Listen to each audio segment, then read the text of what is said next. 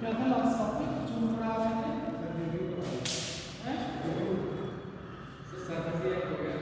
सरफेसी एक मॉडल है, उसके बाद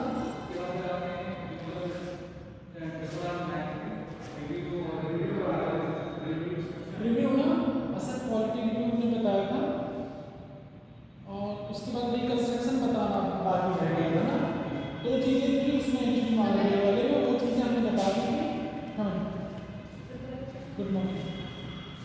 और उसमें बाकी रह गया था ये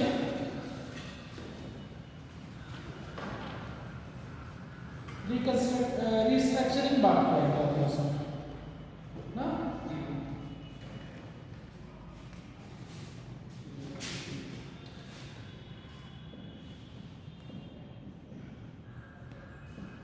रिस्ट्रक्चरिंग इंतजाम में है, रिकंस्ट्रक्शन मतलब पुनर्निर्माण, मतलब किसी चीज को पुनर्निर्मित करना।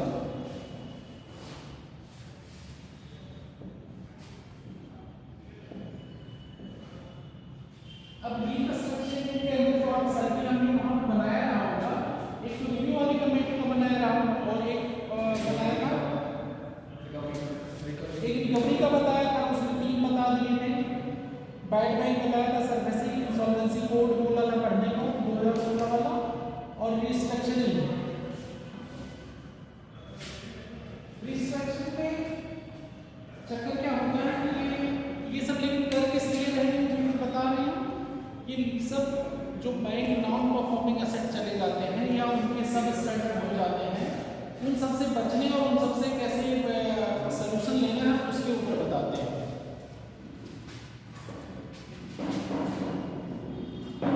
ये जो तीनों पॉइंट हैं आरबीआई के, ये किसके लिए हैं? बैंकों की जो लोन वाली प्रॉब्लम हो रही है, लेंडिंग दे रहे हैं, उसके बाद जो समस्याएं आती हैं उसके लिए ठीक। तो रिस्ट्रक्चरिंग में क्या करते हैं, जो लोन एक्चुअली में दिए होते हैं बैंकों को, आप आएंगे ठीक है कल परसों? अच्छा, आप आएंगे। रिस्ट्रक्चरिंग में क्या करते हैं, जैसे जो लोन दिया होता है बैंक ने, उसको क्या करेगा, उसका ये तो वो बढ़ा देगा क्या नाम टाइम पीरियड, या तो उसको किसी और पार्ट में डिवाइड करके किसी और में रिस्ट्रक्चर कर देगा। कहेंगे कि जो बारोवर है, जैसे हम बैंक है, हमने आपको लोन दिया है नहीं बिना कुछ आपको लोन दिया है और फिर वापस करने में दिक्कतें हो रही हैं, देख रहे हैं कि ज़्यादा लाइन काफ़ी टाइम तक हो चुका है, वो सब स्टैंडर्ड और असेट्स और स्टैंडर्ड उसमें सब असेट क्वालिटी खराब हो चुकी है, मतलब उसमें वापस रिटर्न नहीं मिल रहा बैंक को। तो बैंक क्या कहता है कि अच्छा ठीक, इसका टाइमिंग आप बढ़ा लो, आप जब दे सको वापस, या आपको कुछ और छूट दी गई कि अच्छा इसको एक कट में मतलब कुछ इंटरेस्ट रेट इसका घटा देते हैं तब आप पे कर दो। ये कई टाइप से होती है रिस्ट्रक्चरिंग। मेरी एक्चुअली क्या है कि लोगों का रिकवरी करके थोड़ा टाइम बढ़ा देना, रिस्ट्रक्चरिंग करना। रिस्ट्रक्चर कह रहा है ना, जैसे जो लोन बांटा हुआ है उसको क्या करेगा, वो रिस्ट्रक्चर कर देगा कि आप अगर इंटरेस्ट रेट में कुछ चेंजेस चाहते हैं या कुछ टाइमिंग में आप चाहते हैं, वो चीज़ें वो बढ़ा देगा। तो रिस्ट्रक्चरिंग में 3-4 पॉइंट हैं, 1-2 पॉइंट है। कॉर्पोरेट डेब्ट, या पढ़ाते समय गुड मॉर्निंग नहीं बोला,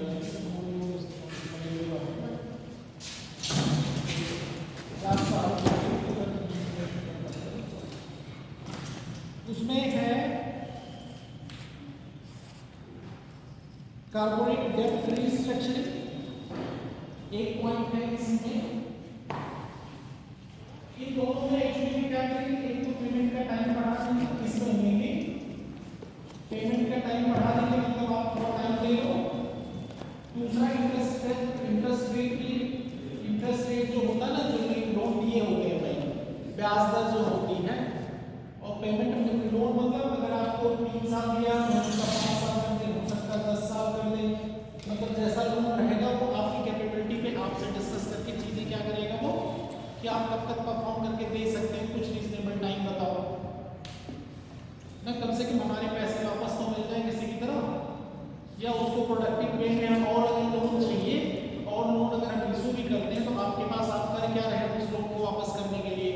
ये सब चीज़ें देखते हैं पेमेंट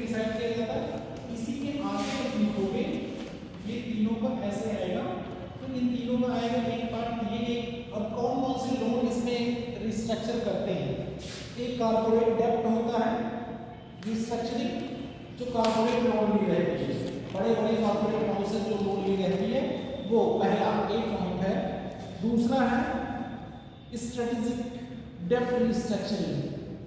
स्ट्रेटेजिक डेप्ट मींस होता है उधार वाला, जो दिया होता है, जो उधार आपने दिया उसकी रिस्ट्रक्चरिंग करना, पुनर्निर्माण करना हिंदी में स्ट्रेटेजिक। अगला है स्ट्रेटेजिक। रणनीति, हाँ रणनीति। स्ट्रेटेजिक होता है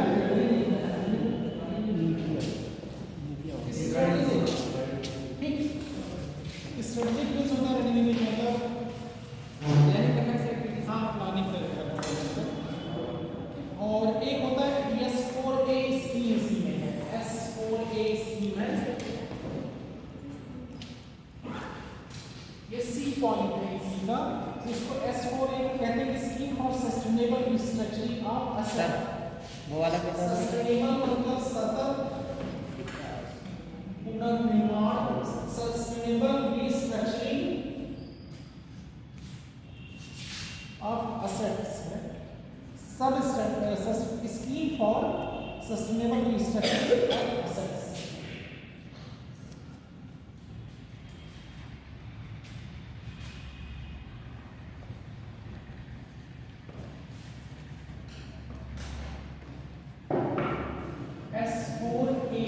S4A मतलब ऐसे लिख दिया गया कि 4 टर्म है इसमें, इसे लिखा गया।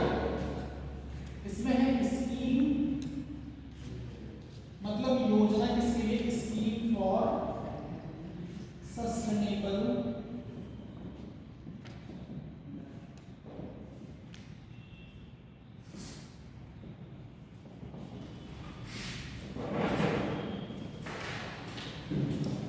हिंदी में इसको कहते हैं सतत रिस्ट्रक्चरिंग, सतत पुनर्निर्माण ऑफ परिसंपत्तियों का सतत पुनर्निर्माण योजना, परिसंपत्तियों का सतत पुनर्निर्माण योजना, ऐसे कहते हैं इसको। इसमें क्या कहते हैं कि सस्टेनेबल वे में, अब जैसे लोन हमने जो बांटा हुआ था उसको किस वे में परफॉर्म करने लगे ठीक ठाक, उसके बेसिस पे वो एक सस्टेन मतलब सतत कुछ ना कुछ इंटरेस्ट या कुछ ना कुछ कैपिटल हमें मिलता रहे। लेकिन ये सब चीजें कैसे हम डिस्कस करेंगे? इसमें ये जो चीजें A B C D हम लिखवा रहे हैं तीनों, ऊपर जो हमने लिखवाया कि पेमेंट का ड्यूरेशन बढ़ाना या इंटरेस्ट रेट कम करना, यही दो टूल एक्चुअली ज्यादातर यूज होते हैं। और इसी में सिक्योरिटाइजेशन भी कर देंगे, हो सकता है कुछ शेयर पार्ट में डिवाइड करके उसको मार्केट के लिए डाल देंगे, ये काम भी होता है। अगला है जॉइंट लेंडर फोरम, एक बना लेते हैं जॉइंट लेंडर फोरम। लेंडिंग होता है देयकर्ता, लेंडर मींस देयकर्ता, संयुक्त देयकर्ता फोरम, संयुक्त देयकर्ता फोरम।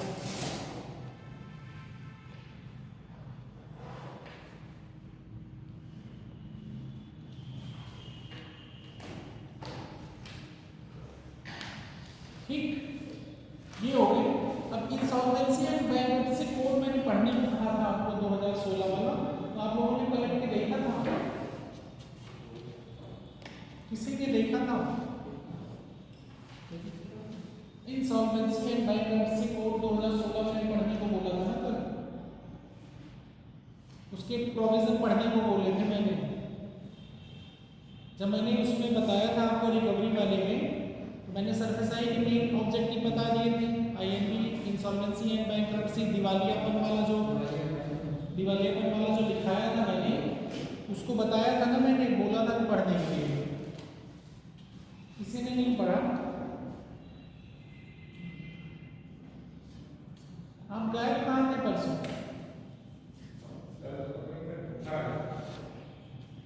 आपकी टेस्ट की परफॉर्मेंस बहुत पुअर है।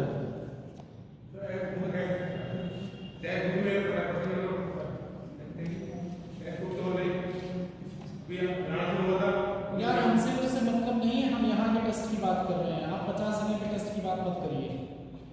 यहाँ का टेस्ट आपके सामने है, आपके प्रीवियस ईयर क्वेश्चंस पूछे गए हैं, जो टॉपिक यहाँ पे पढ़ाया गया उसी टॉपिक पे, तो उसमें हमने अगर गलत चेक किया तो आप घटना चक्र से आंसर उठा के देख लीजिए या किसी स्टैंडर्ड बुक से। वहां पे जो क्वेश्चन करते होंगे, यहाँ पे जो क्वेश्चन दिए गए हैं टॉपिक से दिए गए हैं, वो क्यों नहीं सही होगा आपके? पता नहीं ये कौन सा आंसर है, पढ़ा नहीं आपने ये कहेंगे। जब आपको टेस्ट पहले से अनाउंस था, आप पढ़ के नहीं आए, ऊपर से कह रहे हैं कि हम वहां टेस्ट देते हैं, हमारी परफॉर्मेंस आती है, यहाँ नहीं आ रही, गलती किसकी है यहाँ पे? तो सिंपल सी बात ये कहिए कि सर हम नहीं पढ़ पाए थे, हमारी तैयारी नहीं हो पाई थी। 0.66 नंबर है आपके उसके आसपास, मिला टेस्ट कम किया आपने। इस बार लोगों के जो कम नंबर है घर पे कॉपियां नहीं भेजी गई है, नेक्स्ट टेस्ट में अगर किसी ने लापरवाही की सबके घर पे कॉपियां भेजी जाएगी, हमें सबके पेरेंट्स को इन्फॉर्म किया जाएगा। फर्स्ट टेस्ट था इसलिए बहुत ज्यादा कुछ बोला नहीं गया, हम क्लास में बैठ के बातें खत्म हो गई। और भी बच्चे परफॉर्म किए, कई बच्चे लेकिन जो उम्मीद थी कि कम, लेकिन वो भी अच्छा परफॉर्म किए। और सब प्रीवियस ईयर क्वेश्चन थे, आप लोगों ने अगर देखा होगा पलट के घटना चक्र तो कहीं हमने बाहर से नहीं पूछा था। और बाकी कंपैरेटिवली और दोनों सब्जेक्ट के पेपर भी हमने आसान बनाया था, तब भी उसमें नेगेटिव मार्किंग पहुंच गई कि भाई 40 नंबर में।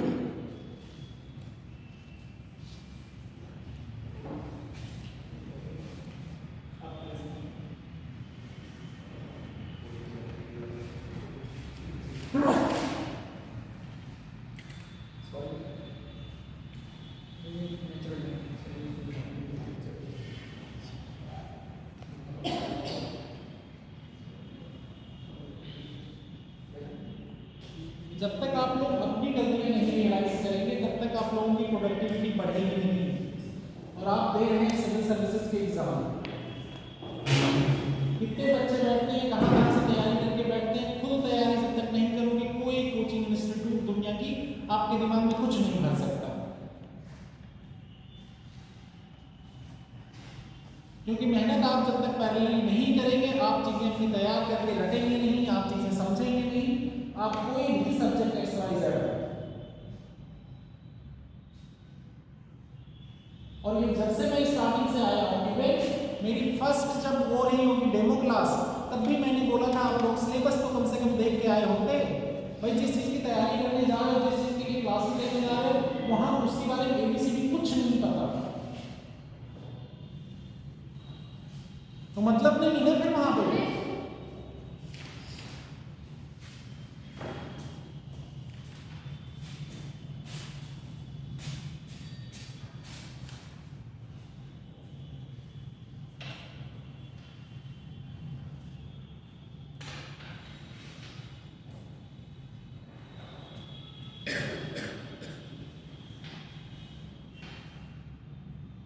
इंसॉल्वेंसी एंड बैंक्रप्सी को मैं इतना बता दे रहा हूँ क्यों लाया गया था, उसमें नए नए प्रोविजन ऐड किए गए, ठीक है।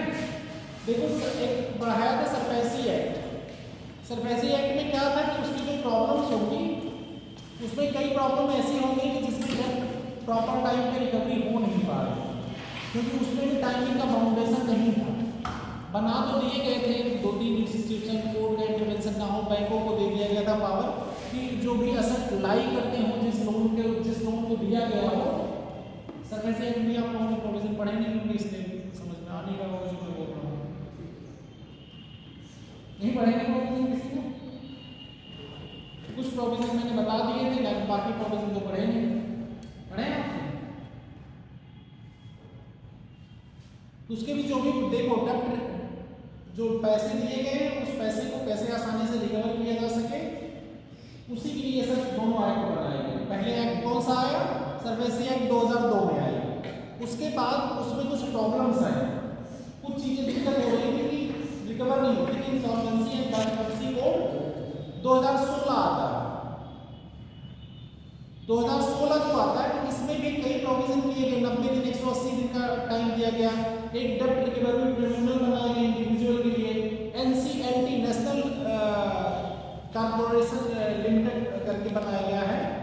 लॉ फॉर्म वो कॉर्पोरेट वाले लोन्स को रिकवर करने के लिए, और इसमें एक दो बॉडियां भी बनाई गई जो इन प्रोविजंस को इम्प्लीमेंट करेंगी। इम्प्लीमेंट मीन्स होता है कि किसी एग्जीक्यूट करना, मतलब जो पॉलिसियां उसमें बनी है, जो उसमें प्रोविजन दिए हुए हैं, उसको कौन लागू कराएगा, ये भी समस्या होगी। तो उसके लिए एक बोर्ड बनाया गया, कुछ और मतलब जहाँ पे इंसॉल्वेंसी होता है, दिवालिया जानते हैं आपको क्या होता है, बड़े होके ना दिवालिया हो गए, ये दिवालिया हो गए, न्यूज़ में पढ़ते हैं ना आप लोग, है इंसॉल्वेंसी एंड बैंक्रप्सी कोड यही होता है, दिवालिया हिंदी में लिखाया रहा होगा कल उस दिन मैंने क्या लिखा है इंसॉल्वेंसी एंड बैंक्रप्सी कोड की हिंदी,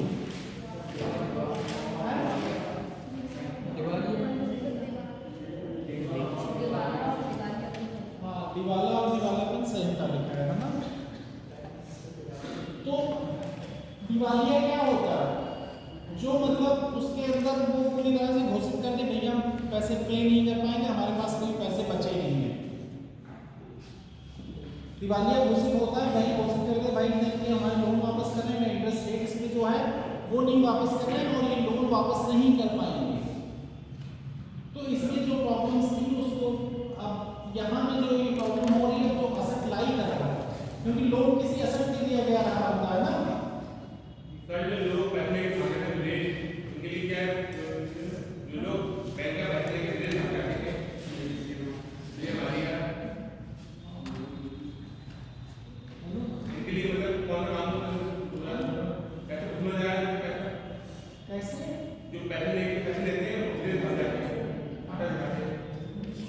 तो इनके लिए कौन मैंने कल असट क्वालिटी रिव्यू पढ़ाया था, बैंकों का ये बताया कि क्या क्या चीज़ें आपको लाई करनी है, किसको लोन देने हैं, करप्शंस बताए थे बैंकों में, ये सब चीज़ें बता चुके हैं ना। इन सब चीज़ों को इम्प्लीमेंट करिए आप इसका। कहाँ पे प्रॉब्लम, मैंने सारे एग्जाम्पल देके भी बताए हैं कैसे कैसे लोग बड़े बड़े कॉर्पोरेट फ्रॉड होते हैं, सारे बताए ना सब लोगों ने, उसको रिलेट भी कर सकते हैं कैसे हुआ।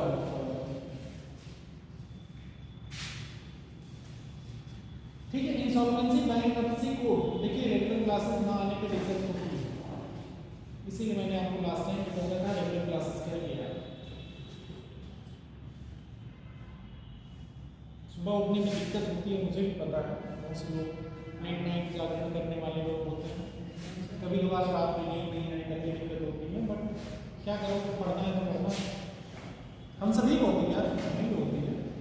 2.5 घंटे सो पाए, नहीं सो पाए पता नहीं कुछ करते रहे, बच गए 2 ढाई 3, उसके बाद नहीं सोने को मिला, नींद आने लेट हो गई। इंसॉल्वेंसी एंड बैंक्रप्सी कोड 2016,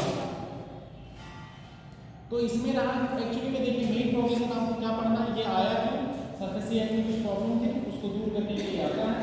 इसके कुछ 2-3-4 प्रोविजन हैं बताया गया, 180 दिन 90 दिन का कुछ बताया गया है, आप ऐसे सर्कल बनाइएगा और उसके कुछ प्रोविजन नोट डाउन कर लीजिए। पीआरटी एनसीएलटी क्या बनाया गया है, हाँ एनसीएलटी बनाया गया है, नेशनल कंपनी लॉ ट्रिब्यूनल बनाया गया है, ये सब चीज़ें, और इंसॉल्वेंसी प्रोफेशनल एजेंसीज हैं इसमें जो इम्प्लीमेंट करेंगे। ये इसलिए मैं पढ़ने को कह रहा हूँ कि इसको लिखाने में बहुत ज़्यादा टाइम लगेगा और सब प्रोविजन मुझे ही खुद भी बुक से ही लिखाने, इसे मुझे कोई अपना नहीं बताना, मुझे सिर्फ एक एसेंस ये बता देना कि क्यों आया है, कैसे काम कर रहा है इसमें। ये सारे प्रोविजन इसके दिए हुए किताब में जो हमने आपको नोट्स टेलीग्राम में शेयर किए, ठीक, इसको आप लिख लीजिए, वहीं पे आप लोग कोड लिख लीजिए। इसलिए एक ओवरव्यू बता दिया था क्या है क्यों आया। अब आप इसमें ये भी देखिएगा, एक चीज हमें देख के बताइएगा कि इंसॉल्वेंसी और बैंक्रप्सी कोड जो है ये किस कमेटी के रिकमेंडेशन के बाद आया है। नरसिम्हन कमेटी का सब बताइए,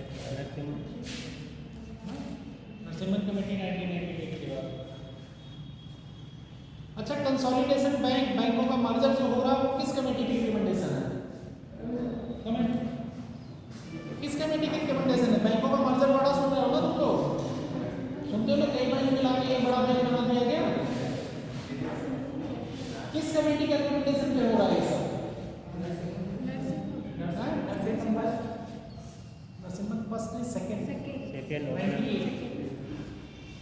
कंफर्म करो।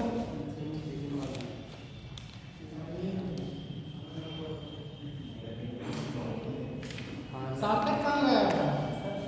उनको जीडीपी जीएनपी का आंसर अभी नहीं पता दिए पड़े हैं ग्रुप में, कुछ और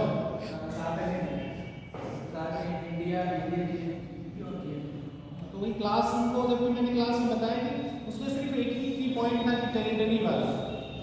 आपको टेरिटरी के अंदर गुड्स एंड सर्विसेज कुछ भी हो देख लीजिए, आउट ऑफ टेरिटरी आपकी कंपनी जाके काम कर रही है तो वहाँ जो पैसे होंगे आपके एक्सपोर्ट और इम्पोर्ट वाला जो सेक्शन होता है उसमें कवर हो जाता है, इसीलिए वो जीएनपी में आता है। हाँ, इंसॉल्वेंसी एंड बैंक्रप्सी कोड में ना इसकी कमेटी किस कमेटी के रिकमेंडेशन में बताया? कंसोलिडेशन नरसिम्हा कमेटी 2 पे, तो नरसिम्हा कमेटी 2 कब बनी थी? 1998 यस। किस लिए बनाई गई थी ये कमेटी? बैंकिंग सुधार के लिए। ये बैंकिंग सुधार के लिए थी, लेकिन इसका मेन पर्पज और भी कुछ था इसके साथ। पिछली वाली जो कमेटी की रिकमेंडेशन थी उसके रिव्यू के लिए स्पेशली बनाई गई थी। जब नरसिम्हन कमेटी बनी थी 91 में कि 92 में बनी थी? 91 में ना, 91 में बनी। उसके प्रोविजन लागू हुए कि नहीं, बैंकिंग सुधार के कितना हुआ, कितना फायदा हुआ, उसके रिव्यू के लिए 98 की दूसरी नरसिम्हन कमेटी बनती है। कौन थे नरसिम्हन?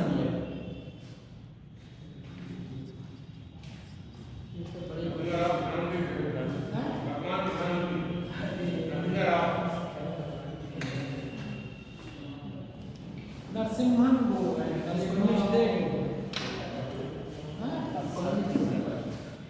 कौन थे? देखो हमारे साथ से आरबीआई के गवर्नर थे क्या ये?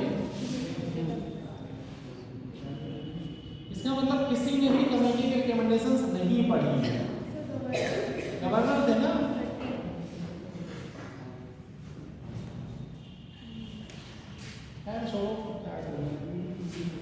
पढ़ते ना इंसॉल्वेंसी एंड बैंक्रप्सी कोड 2016 भी एक बार मेन ऑप्शन हमने बता दिए उसमें क्या क्या होता है। देखो, एक इंसॉल्वेंसी प्रोफेशनल्स होते हैं, उसमें जो प्रोविजन दिए गए हैं वो ऊपर से बता दें। एनसीएलटी और डीआरटी डेब्ट रिकवरी ट्रिब्यूनल की और एनसीएलटी नेशनल कंपनी लॉ की बात की गई है, इन सब चीज़ों को।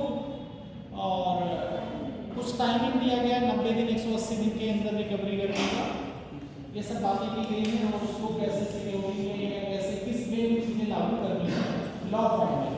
और इसको फिर 2019 में भी अमेंडमेंट किया गया था 2016 वाले कोड को, ठीक। और इसको लाया क्यों गया था? सरफेसी एक्ट में कई प्रॉब्लम्स आ रही थी जिससे लोन रिकवरी हो नहीं पा रही। मेनली ये सब लोन रिकवरी के लिए ही है, और उसकी रिस्ट्रक्चरिंग उससे कैसे घटाया जाए और जुडिशियल सिस्टम में उलझा ना जाए।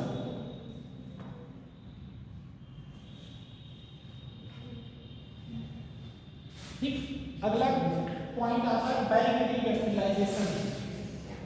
ठीक, ये जितने पॉइंट बता रहे हैं ये आते हैं बैंक रिफॉर्म के उस सेक्टर में जहां पे लोन से रिलेटेड जो एनपीए मेनली बैंक का फंक्शन वही तो है, आपको लोन देना और सबसे डिपॉजिट लेना, पैसे लेना, उसके बाद पैसे सर्कुलेट करना, यही काम है।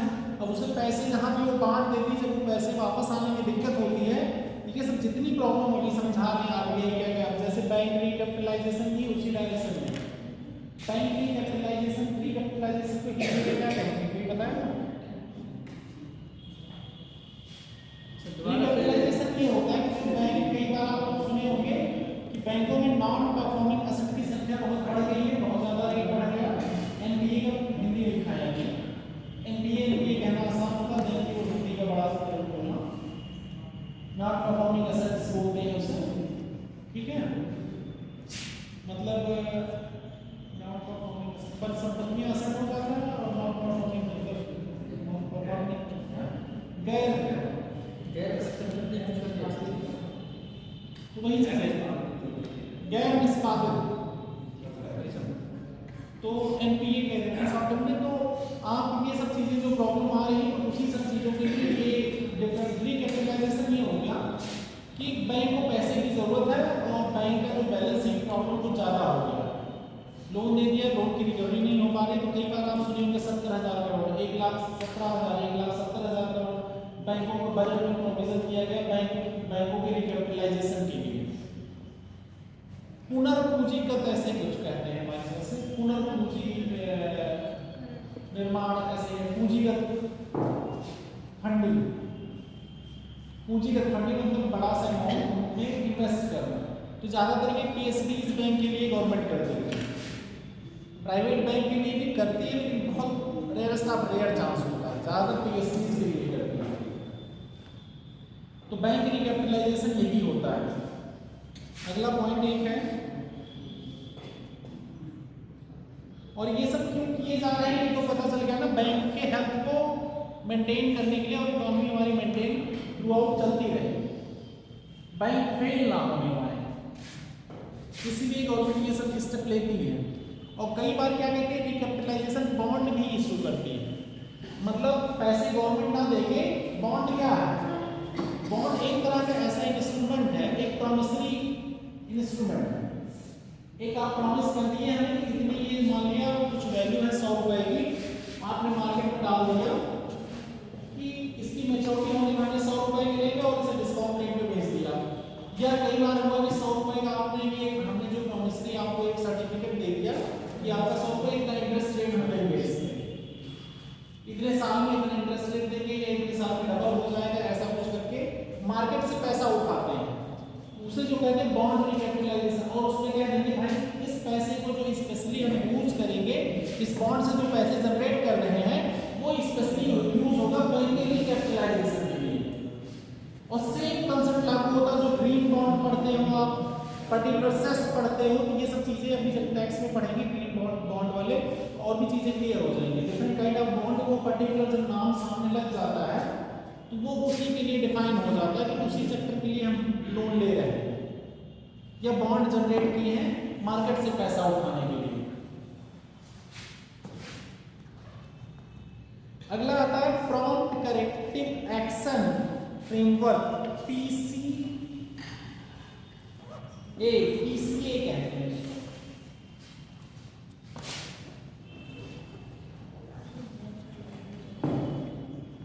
प्रॉम्प्ट करेक्टिव एक्शन, इसकी हिंदी होती है,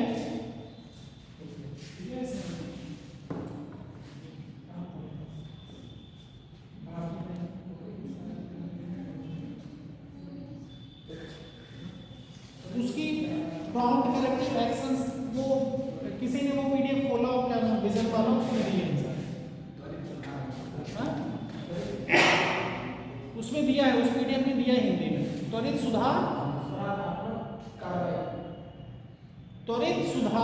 कार्यवाही,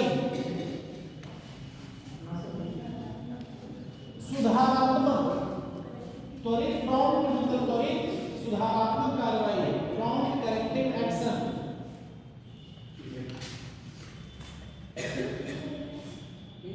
अब पीसीए में क्या होता है कि इससे मेनली इसका काम है रेगुलेटर से रिलेटेड। रेगुलेटर कौन होता है बैंकों का? आरबीआई। Correct, good. बाकी लोग कहें नहीं बोले भाई, इतने दिन से आ रहे हैं, इतना लेट क्यों कर दिया? रिस्पॉन्स टाइम स्लो है क्या? कोई बात नहीं, ठीक है। अपने सीट के नीचे घुस के बाहर जा रहे हैं। सर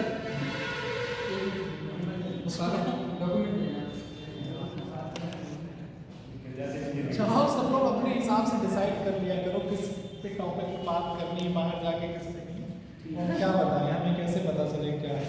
ठीक है, प्रॉम्प्ट करेक्टिव एक्शन में एक्चुअली में यही होता है कि बैंकों की जब एनपीए बढ़ने लगे ज़्यादा, एनपीए पता हो गया, हमने करके पढ़ा दिया, अच्छे से समझा दिया, और इसको अगर रिवाइज नहीं किया वो हमारी गलती है, उसमें हमारा कोई दोष नहीं है, हम सीधा रिकॉर्डिंग बोल रहे हैं इसलिए।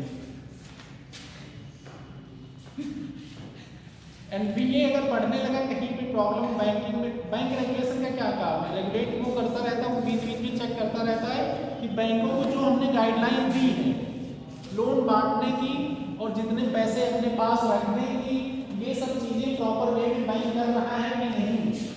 अब यहाँ पे वो देखता है कि एनपीए जो है बैंक का बढ़ने लगा एक टाइम बाद, कुछ चीजें, तो उस समय रेगुलेटर को अलर्ट हो जाना पड़ेगा। बैंकिंग के कार्रवाइयों में उसे ईसीए में डाल देगा वो। आरबीआई क्या करेगा, उन बैंकों को उठा के ईसीए कौन लागू देखेगा, आरबीआई के पास इन्फो जानी चाहिए, ये इंफॉर्मेशन है, ठीक। इंफॉर्मेशन आई आरबीआई के पास, भाई ये फलाना पीएनबी बैंक जो है लोन वगैरह तो दे दिया है, ये अपना फंक्शन कर तो रहा था, बट इसमें क्या दिक्कत आ गई, अब इसमें इसके एनपीए बढ़ना चालू कर दिए हैं।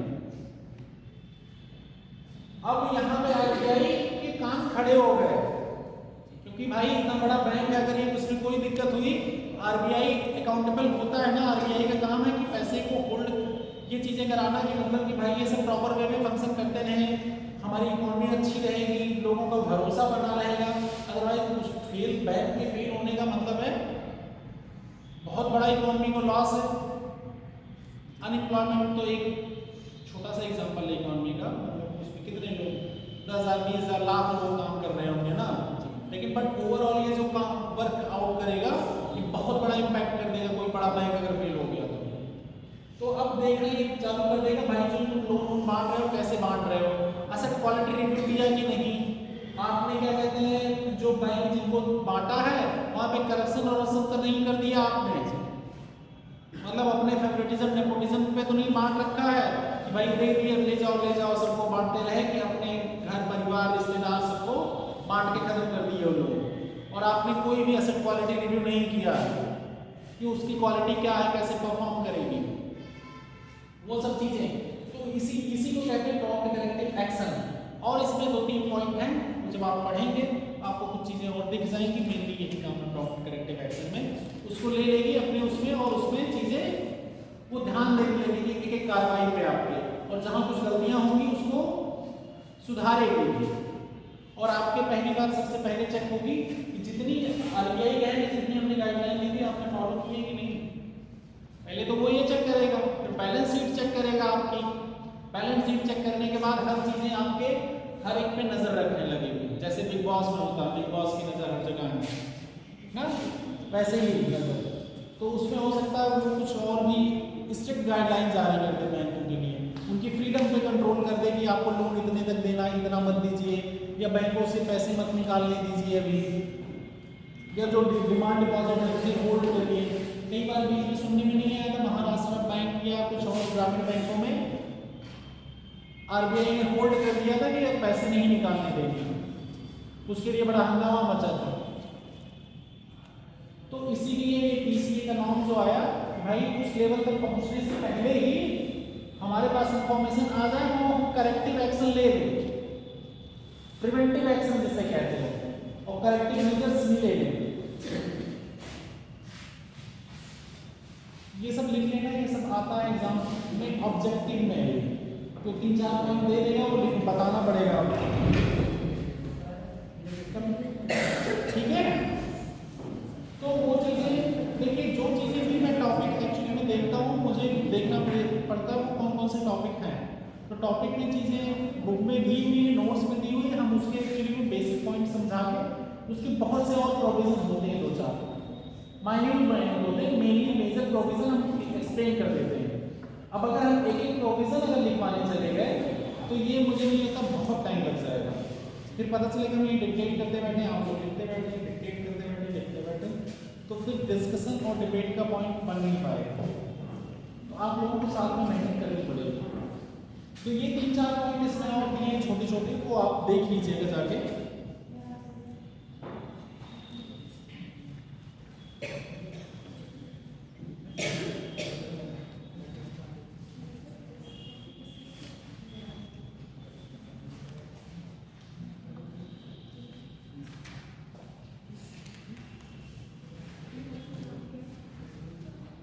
अब इसमें एक पॉइंट आता है प्रायोरिटी सेक्टर लेंडिंग, ठीक है, एक टर्म आता है बार बार हमने कहा था प्रायोरिटी सेक्टर लेंडिंग का।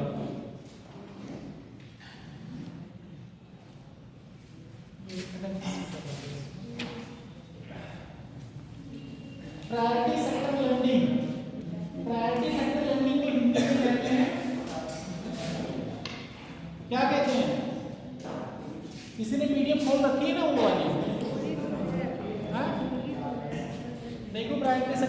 एंडिंग में होगा उसी वाले चैप्टर में जो हम चैप्टर पढ़ा रहे हैं, एंड में है वो। उसी चैप्टर के एंड में छोटा सा दिया है।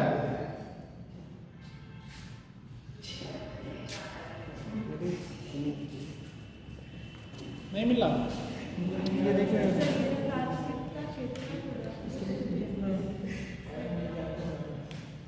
प्राथमिकता क्षेत्रक उधारी प्रमाण पत्र नहीं लिखना, प्रमाण पत्र नहीं लिखना है।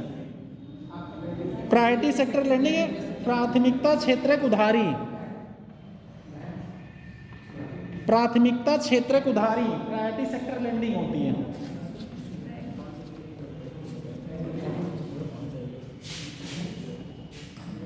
अब प्रायोरिटी सेक्टर लेंडिंग कौन डिसाइड करता है?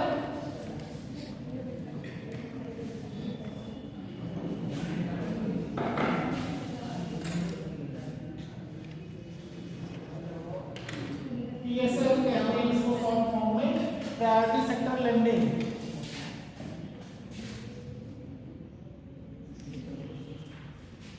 प्रायोरिटी सेक्टर लेंडिंग एक्चुअली में ये डिसाइड करता आरबीआई।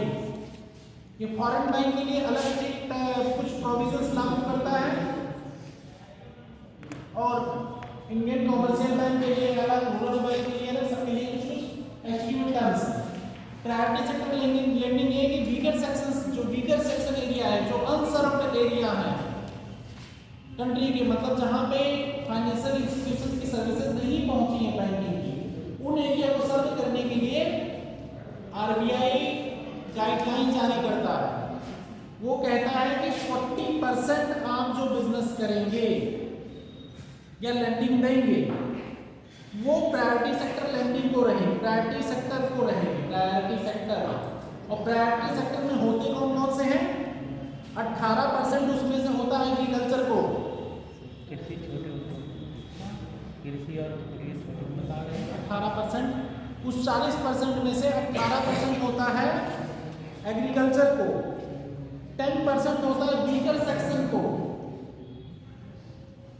18 10 28 हो गए, 12% और बचा। 12% में वो क्या करता है? Housing, education, renewable energy, MSME और सैनिटेशन। यार ये सब तो हिंदी में भी यही कहते हैं, ज़्यादा पता होगा, दिक्कत हो रही है। सैनिटेशन 18% एग्रीकल्चर, मतलब पता है खेती वाले खेत के लिए। 10% वीकर सेक्शन मतलब कमजोर वर्गों के लिए, ठीक है। प्रायोरिटी सेक्टर लेंडिंग कितनी करनी है? 40% टोटल बिजनेस की जो अपना करना है बाहर ना, उसका 40% प्रायोरिटी सेक्टर लेंडिंग में रखना, लेकिन 18% उसमें से एग्रीकल्चर में हो गए, 10% वीकर सेक्शन या कमजोर वर्ग को हो गया, और उसके बाद जो बचा और कौन से वीकर सेक्शन में आते हैं वो मतलब प्रायोरिटी सेक्टर लेंडिंग में आएंगे। हाउसिंग आएगा, मतलब जो घर बनते हैं, घर होम लोन टाइप के, और होगा एजुकेशन, शिक्षा, हिंदी में कहते हैं रिन्यूएबल एनर्जी। रिन्यूएबल एनर्जी को हिंदी में क्या कहेंगे पता है कोई? नवीकरणीय ऊर्जा, ठीक है। एमएसएमई सेक्टर, एमएसएमई को एमएसएमई कहते हैं हिंदी में, इस दोनों में माइक्रो स्मॉल, उसमें हम माइक्रो स्मॉल मीडियम एमएसएमई ही लिखा रहता है उसमें शॉर्ट टर्म में, एमएसएमई पता है सबको। और सैनिटेशन मतलब होता है साफ सफाई वाला, मतलब टॉयलेट वाले जो स्कीमें होती है उसी की तहत प्रायोरिटी सेक्टर लेंडिंग।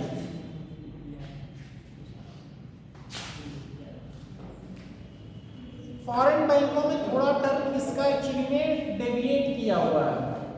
इसमें कहता है कि जिसकी ब्रांचेस 20 ब्रांचेस से कम है ना, फॉरेन बैंकों में अगर जिनकी, जैसे कोई एसबीआई मतलब कहीं बाहर का बैंक, सिटी बैंक जैसे, ये बाहर का बैंक है, हमारे यहाँ का बैंक है नहीं, आगे यहाँ पे 20 ब्रांचेस अगर इसकी कम है, इसके ऊपर 40% वाला पीएलएस ना लग के 36% का लगेगा, ठीक है। और इनके एक्चुअली में कुछ टर्म्स थोड़ा अलग रहते हैं, थोड़ा बहुत, वो आपको प्रोविजन में देखना पड़ेगा जब आप पढ़ेंगे पीएलएस बुक से। सब टारगेट ऑफ एक्सपोर्ट और माइक्रो मीडियम ये सब जो चीज़ें होती हैं, यही सब थोड़ा सा डिफरेंस है, बस और कुछ नहीं है ज़्यादा, 36%। बाकी PLS सेक्टर यही है जो आपके यहाँ पे है नॉर्मल कॉमर्शियल बैंक के। समझ में आया प्रायोरिटी सेक्टर लेंडिंग क्या है? जो आप बिजनेस कर रहे, बैंक बिजनेस करता है लेंडिंग का ना, वो कहता है कि इतने को आपको प्रायोरिटी रखनी है।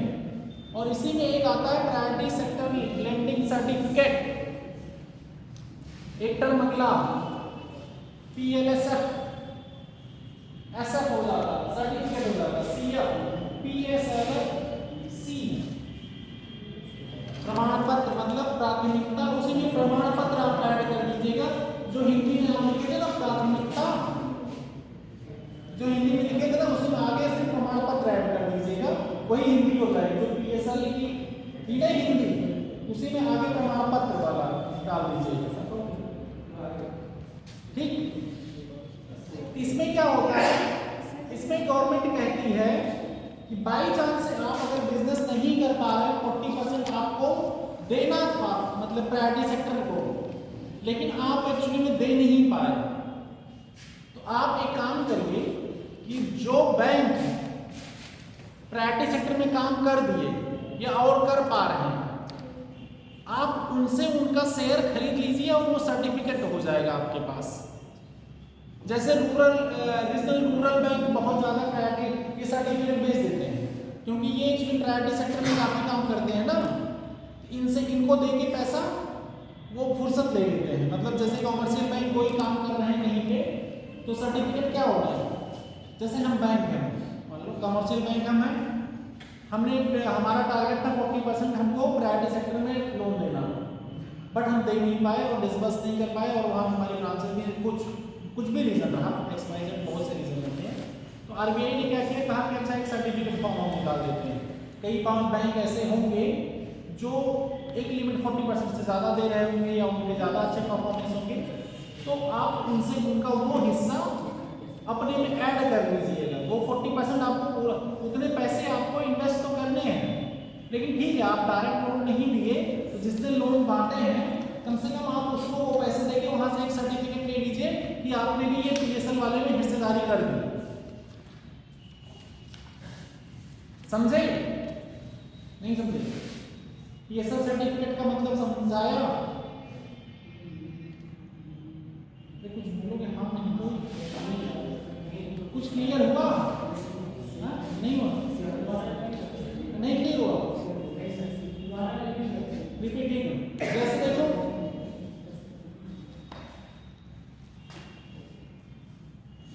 वजाहत जो है प्रायोरिटी सेक्टर लेंडिंग अच्छी कर दी है, ठीक है।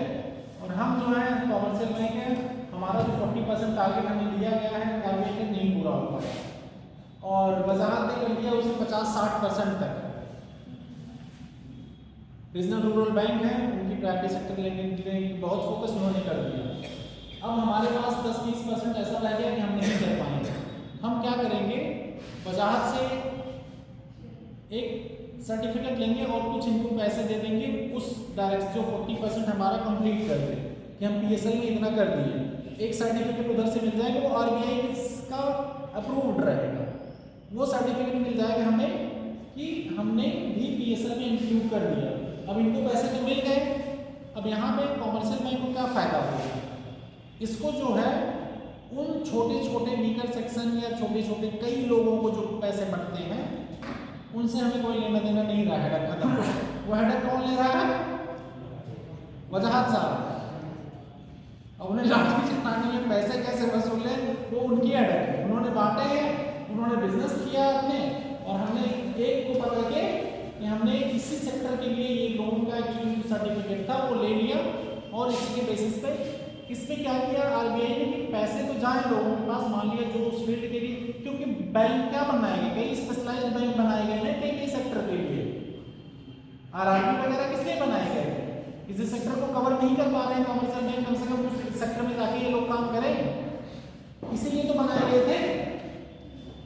इस सब के लिए जो चीज़ें ये बनाई गई थी, आप सेक्टर वाइज बैंक पढ़ते हैं, पढ़ाया था ना हमने कि बैंकों में जैसे पेमेंट बैंक आया, डिफरेंशियल बैंक, स्मॉल बैंक आया, ये सब बैंकिंग किस लिए आ रही थी, क्योंकि चीज़ें जो नीड्स कॉमर्शियल बैंक और ये सब नहीं पूरा कर रहे थे, इसी सब के लिए तो आ रहे थे। अब वो सब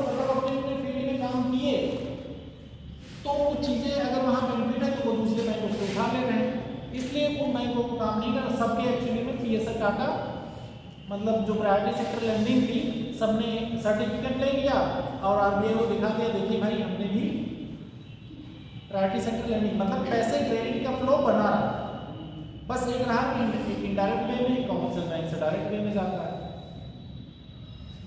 ठीक, इन सब एक्चुअली में ऑब्जेक्टिव में क्वेश्चन पूछे जाएंगे। और देखिए कई चीज़ें ऐसी भी आती हैं टर्म जब आप बार बार क्वेश्चन करते हैं, नए नए कॉन्सेप्ट आपको समझने को मिलते हैं और कई एंगल से उस कॉन्सेप्ट को देखने का मौका मिलता है। जो प्रीवियस ईयर क्वेश्चंस अभी वो बहुत आसान है, आप लोगों को अभी ऐसे क्वेश्चंस बना के दिए जाएं तो आप लोग और धराशायी हो जाएंगे। जबकि मैंने सोर्स भी बता दिया था, सब कुछ बता दिया था, तब उसमें इतने धराशायी हुए आपको, और एक भी क्वेश्चन मैंने बाहर से नहीं पूछा है, ऑनेस्टली बोल रहा हूँ। इवन मैंने एक पेपर लीक का सोर्स लीक कर दिया था, पेपर भी लीक कर दिया था, कह दिया था भाई 3-4 चैप्टर में नहीं पूछेंगे आप, और उसमें से भी बहुत आसान आसान क्वेश्चन उठाए थे। वो गलती देखो, रिवीजन का देखो एक्सक्यूज है पूरी तरह, क्योंकि एक बार टेस्ट कैंसिल होकर दोबारा हुआ था और हमने टॉपिक भी नहीं चेंज किए थे, उस पर भी हमने नए वाले टॉपिक क्वेश्चन एक भी नहीं डाले थे।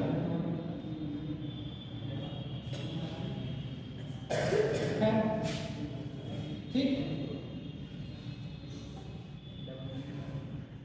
अब अगला आता है एक बेसल नॉर्म्स। बेसल, स्विट्जरलैंड में एक जगह है बेसल, इसको हिंदी में भी बेसल ही कहते हैं। ठीक, इन्वायरमेंट में भी एक बार बेसल पढ़ेंगे आप, इन्वायरमेंट पढ़ लेकर कंफ्यूज हो जाएगा कि इसका वाला जो बेसल नॉर्म्स है वहां भी लागू होगा, ये अलग है, वो बेसल कन्वेंशन है, इसलिए अभी बता दे रहे हैं। एक बेसल कन्वेंशंस वहां भी पढ़ेंगे आप इन्वायरमेंट में जब पढ़ेंगे, लेकिन ये है कि बेसल नॉर्म्स। ठीक, बेसल, बेसल जगह है स्विट्जरलैंड में, वहीं पे ये नॉर्म्स बना था, इसीलिए इसको बेसल नॉर्म्स कहते हैं। किसी को कोई आइडिया है किस लिए बनाया गया था? अभी तक जितने हम बता रहे हैं सब बैंकिंग से रिलेटेड ही है। ये बेसल नॉर्म्स एक्चुअली बनाए गए थे इंटरनेशनल लेवल पे कि जो बैंकिंग ऑपरेशंस होते हैं लेंडिंग के, बॉरोइंग के, इन सब चीज़ों के, तो इसमें कोई प्रॉब्लम ना आने पाए, रिस्क असेसमेंट ये अपना करते रहें और एक प्रॉपर पैसे भी अपने पास रखें, कुछ अगर दिक्कत हो, इन पे शॉक आए तो अपना ये मैनेज कर सकें। जैसे आरबीआई सीआरआर रखवाती है, एसएलआर रखवाती है, कुछ पैसे कहती है कि आप इसमें इन्वेस्ट कर दो, कहती है ना, आरबीआई की कैपिटलाइजेशन के लिए प्रॉम्प्ट करेक्टिव एक्शन लेती है, सब चीज़ें। ऐसे ही इंटरनेशनल लेवल पे बेसल नॉर्म्स बनाए गए और ये कब आया था? 1970। एक banking supervision international committee form हुई थी 1974 में। लिख लीजिएगा ये सब, अदरवाइज आप लोगों से क्लियर भी पूछा जाता है। आप लोग प्रीवियस ईयर क्वेश्चंस देखे रहेंगे तो आप लोगों को काफ़ी चीज़ें पता है, जब हम पढ़ करते हैं उसमें आप अपनी इंपॉर्टेंट चीज़ें लिख सकते हैं, क्योंकि हर चीज़ में मुझे बोलना ये लिख लो, ये कर लो। किसी 1974 में आया था, एक कमेटी बनी थी इंटरनेशनल लेवल पे बैंकिंग सुपरविजन के लिए। इसमें 27 कंट्री के सेंट्रल बैंकर्स और यूरोपियन यूनियन थे।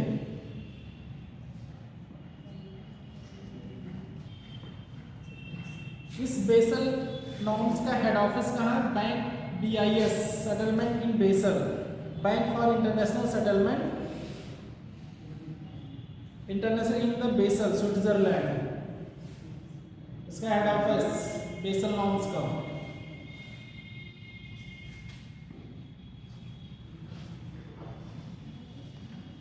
और ये जो भी पॉलिसियां एक्चुअली में रिकमेंडेशन देता है, ये 3 बेसिस पे देता है। पॉलिसी रिकमेंडेशन किस किस बेसिस पे देगा उसको लिख लो। कौन कौन से बेसिस पे देगा? एक तो देगा capital risk, market risk. Capital risk मतलब पूंजीगत रिस्क, रिस्क मतलब जानते ही हो, वैसे हिंदी में भी रिस्क ही बोलते हैं, खतरा नहीं बोलते, जोखिम जोखिम जोखिम अच्छा ना, पूंजीगत जोखिम, मार्केट जोखिम, market risk, operational risk. Operational मतलब जो परिसंचालन में दिक्कतें हैं, परिसंचालन रिस्क में। Capital risk, market risk, operational risk, इन्हीं तीन के बेसिस पे वो अपने रिकमेंडेशन देता है। और 3 नॉर्म्स आज तक आ चुके हैं, 1 2 3, बेसल 1, बेसल 2, बेसल 3, बेसल 3। अभी तुम लोग बचे हैं नहीं हो सकते हो सब जैसे बनकर के उसमें हैं? जैसे जो आप कह रहे थे 3 नॉर्म्स आ चुके हैं इसमें 3 नॉर्म्स आए हैं, ठीक है, अलग अलग टाइम पे आए हैं, वो अलग अलग उसमें एक्चुअली में कैपिटल चीजें देखी गई हैं। बेसल 1 2 3 3 नॉर्म्स आए हुए हैं इंडिया में अभी तक, दूसरा लागू कर दिया पूरी तरह से, और तीसरा भी 2008 से लागू हो जाना चाहिए था, लेकिन हमारे बैंकों की ऐसी कंडीशन नहीं है या डेवलपिंग कंट्री है तो हमारे लिए थोड़ी दिक्कत है, इसलिए बेसल 3 नॉर्म्स जो 2008 में आया, अभी तक इंडिया इन प्रोसेस से लागू करने के। तो सर जैसे सेकंड तीसरा प्रोसेस सेकंड वाला लगभग है हम बता दे ठीक।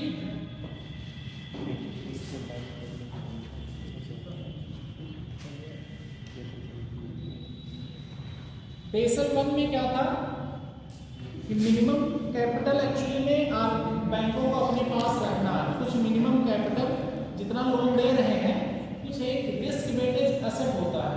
रिस्क वेटेज वो होते हैं जो आपने लोन बांट रखे हैं, वो सब रिस्क पे ही तो है भाई, कितने वापस होंगे कितने नहीं, वो सब रिस्क है ना,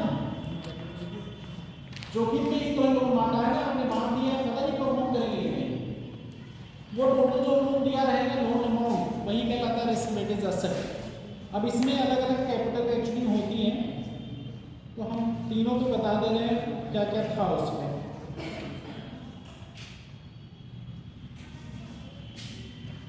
बेसल नॉर्म्स फर्स्ट जो आया था 1988 में, 1988 में आया था। इसमें कहा गया कि बैंक जो है एक minimum capital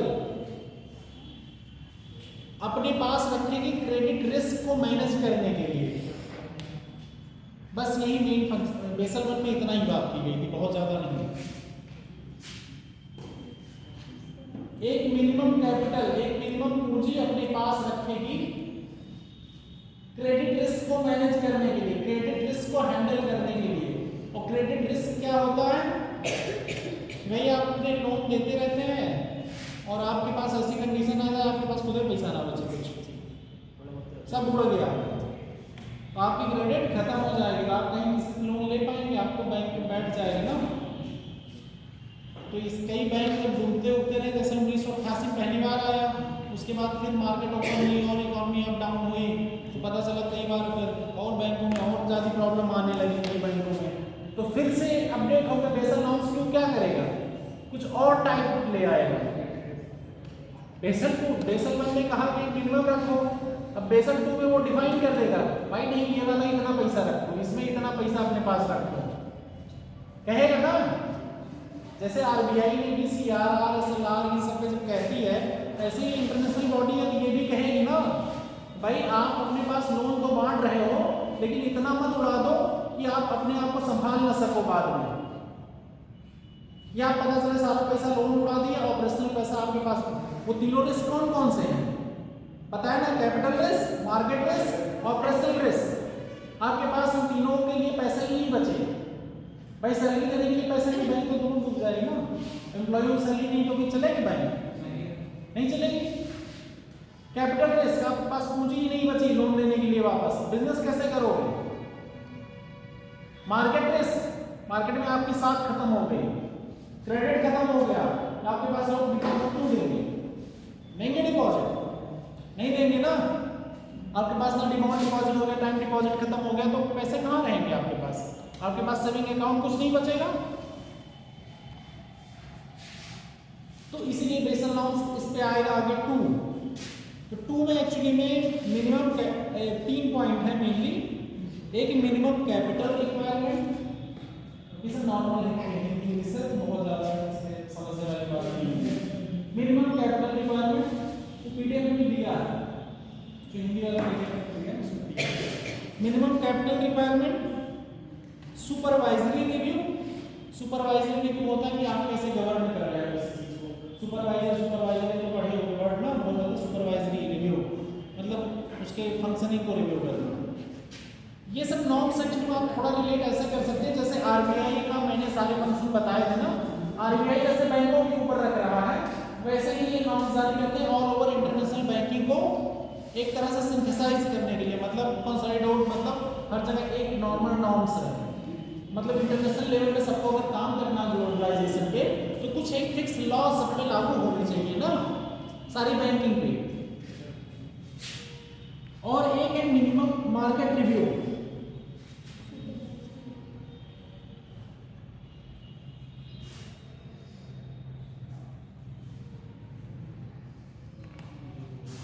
credit risk, market risk, operational risk को पता ही है, जनरली बता दो दिया आपको क्रेडिट रिस्क में क्या होगा।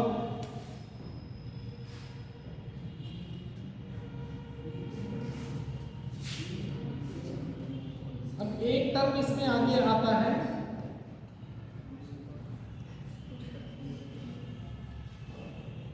बेसल एकॉर्ड के अकॉर्डिंग। जो बेसल एकॉर्ड है इसमें एक टर्म है tyre 1 capital, tyre 2 capital, tyre 3 capital. अब जो वो कैपिटल वाला रिस्क है ना, वो किस बेसिस पे एक्चुअली जो कैपिटल रिस्क है ना, कैपिटल रिस्क वाला कंपोनेंट, अब उसमें वो कैपिटल कैसे कैसे डिफाइन किया है। उसमें है tyre 1 capital, tyre 2 capital, tyre 3 capital. ठीक है, टायर 1 कैपिटल मतलब श्रेणीगत है, मतलब कुछ नहीं है ये श्रेणी, मतलब श्रेणियां बनाई गई, श्रेणी 1, श्रेणी 2, श्रेणी 3।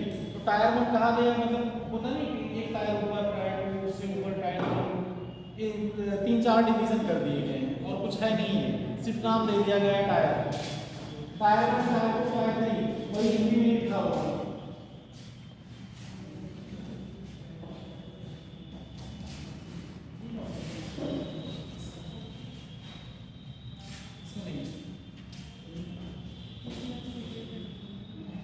ज़्यादा इधर के नोट्स आप लोग खोलेंगे तो आप लोगों को कंफ्यूजन हो जाएगी। जो हमने नोट्स प्रोवाइड किए ज़्यादातर हम प्रयास करते हैं कि उससे सिंकअप रहे चीज़ें। ठीक, उसमें जो चीज़ें दी हुई जिस चैप्टर वाइज, तो मैं ज़्यादातर प्रयास करता हूँ कि उस चैप्टर वाइज सीक्वेंस वाइज चीज़ें खत्म हो जाएँ। तो और कई बुकों से पढ़ेंगे तो हो सकता है चीज़ें और भी अलग अलग चीज़ें दी हुई। आप और भी बुक के जाइए, बट एक टाइम बाद जाइए, पहले एक बेसिक पढ़ लीजिए, फिर उसके बाद और बुकों पे आप स्विच करिए, आप इंफॉर्मेशन गैदर करिए, हमें कोई दिक्कत नहीं। लेकिन पहले एक बार वो वाली बुक पढ़ लीजिए जिस बुक से मैंने डाल रखा है, और ज़्यादातर मैं चीज़ें उसी के टॉपिक वाइज कवर करता हूँ। ठीक है, टायर 1 कैपिटल वो होती हैं, वो टायर 1 कैपिटल वो कैपिटल रहेंगी कि बैंक उतना पैसा अपने पास रखेगा कि वो उसका ट्रेडिंग बंद ना होने पाए। उसके ऊपर अगर शॉक आ रहे हैं, शॉक कैसे आएंगे, मार्केट अप एंड डाउन हुई कुछ, उसके लोन ऐसे हो गए परफॉर्म करना बंद कर दिए हैं, कुछ लोन बड़े बड़े लोन उसके वापस नहीं हो रहे हैं, उस पर इंटरेस्ट रेट नहीं आ रहा, तो उसको क्या होगा, शॉक लगेगा, भाई नहीं आ रहा अब क्या करें। उस शॉक को एक्चुअली अब्जॉर्ब कर लेगा, इतना पैसा उसके पास अगर है टायर 1, तो वो टायर 1 कैपिटल में आएगा कि उसको अपनी ट्रेडिंग जो है, बिजनेस उसका ऐसा यूजुअल चलता रहा, सबकी सैलरियाँ देता रहा, ऑपरेशन भी, मार्केट भी, क्योंकि वो जो दिक्कतें हुई वो इंटरनली वो मैनेज कर लेगा, क्योंकि उसके पास इतना कैपिटल है। समझे ये बात? मेनली दिक्कत बेसल लोन से क्या है, कह रहे हैं बार ना कि आपको इतने लोन तो आप बांटिए, ठीक है, लेकिन आप इस वे में बांटिए, अगर लोन परफॉर्म करना बंद कर दें तो उससे जो शॉक आने वाले आप मैनेज कर सको खुद को। तो टायर 1 कैपिटल के लिए हो गया कि आप ट्रेडिंग नहीं बंद करो, चलता रहेगा आपका काम। अब टायर 2 टू कैपिटल में क्या होगा? टायर टू कैपिटल एक्चुअली में वो कैपिटल्स हो जाएंगी जहां पे आप कुछ ट्रेडिंग, कुछ परसेंटेज आप ट्रेडिंग बंद करनी पड़ेगी आपको, और जो डिपॉजिटर होंगे वो रिस्क पे आ जाएंगे। टायर बन का एग्जांपल के तौर पे समझिए कैसे टायर बन का एग्जांपल के तौर पे टायर बिल का एग्जांपल बताया तो हमने आपको, जैसे 1000 रुपये है, 500 रुपये में किसी लोन देंगे, अब वो 500 रुपये में वापस नहीं कटा तो जो बचे हुए 500 रुपये हैं उससे बिजनेस चार्ज ऐसे किसी पैसे में नहीं रहता, ये एक्चुअली में अमाउंट ऐसा नहीं रहता। ये टायर वन टायर टू ऐसा डिफाइन किया गया कि ये एक होलिस्टिक एसेंस के फॉर्म में, मतलब ये है कि आपने जो लोन बांटे बड़े बड़े 5,000 करोड़ 10,000 करोड़ आप कितने के हैं, आपने बांट दिया 7-8 हज़ार करोड़, मतलब 10,000 करोड़ आपकी वैल्यू है, आपने 7-8 हज़ार करोड़ बांट दिया, तो कुछ पैसे आपने अपने पास रखे, अब उसमें से 100-200 करोड़ लोन ऐसे हैं जो इमीडिएट आपको सॉफ्ट प्रॉब्लम क्रिएट करने लगे कि वापसी में उनकी दिक्कत हो रही है। अब लेकिन आपके पास इतने, आपने रिस्क असेट उतना असेसमेंट कर रखा है पहले से कि आप इतना देखेंगे, ये चीज़ें अगर ऊपर नीचे होती भी हैं तब भी हम ट्रेड कर सकेंगे, नॉर्मल बिजनेस अपना परफॉर्म कर सकेंगे, वो टायर वन कैपिटल में आएगा। अब कई बार ऐसे रिस्क आ गए कि आपने लोन दे दिया, लोन की जो ज़्यादातर मात्रा क्या हुई, नॉन परफॉर्म हो गई। नॉन परफॉर्म जब ज़्यादातर मात्रा हो गई तो आपको दिक्कत हो गई, भाई अब आगे लोन बांट नहीं पाएंगे, और इसमें जो डिपॉजिटर के पैसे हैं, बैंक इस कंडीशन में आ गई, बैंक डूब भी सकती है, बैंक डूब भी सकती है, उसको टायर टू कैपिटल में डाल दिया इन्होंने कि ऐसी कंडीशन अगर बैंक के सामने है उसको हम टायर टू में डाल देंगे। इसी टायर थ्री में क्या आएगा, उससे ऊपर लेवल का आ जाएगा market risk, foreign currency risk और कमोडिटी रिस्क, इस पे भी रिस्क आ जाएगा। टायर थ्री में जब आएगा टायर थ्री कैपिटल रिस्क तो ये आ जाएगा, टायर थ्री में commodity risk, market foreign currency risk और मार्केट रिस्क तीनों शामिल हो जाएंगे कि आप तीनों ही फ्रंट पे अनपरफॉर्म्ड हैं।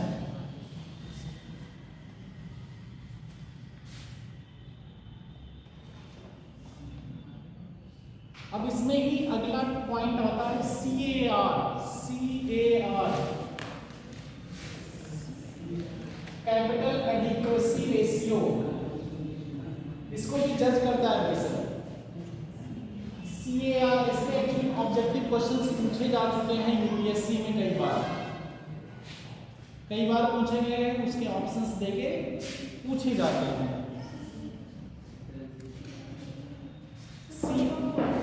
Capital adequacy ratio, capital adequacy ratio Hindi में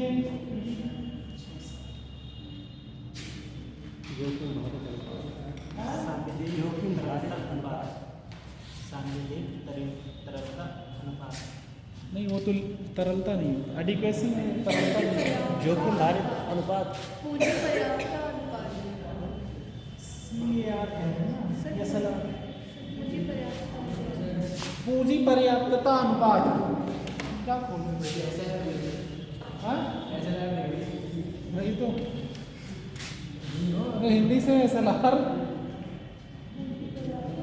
उतनी हिंदी हमें भी पता है यार, अब ऐसा भी मत बना दो, तरलता बोलोगे हमें पता है, लिक्विडिटी का मतलब होता है।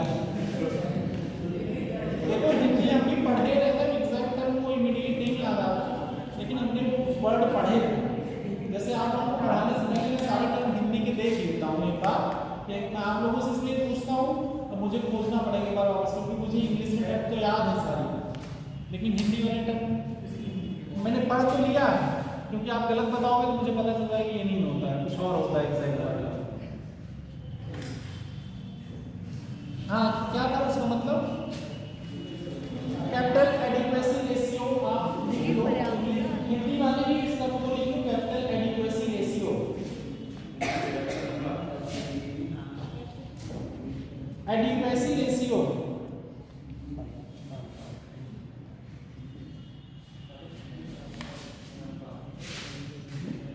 कहते हैं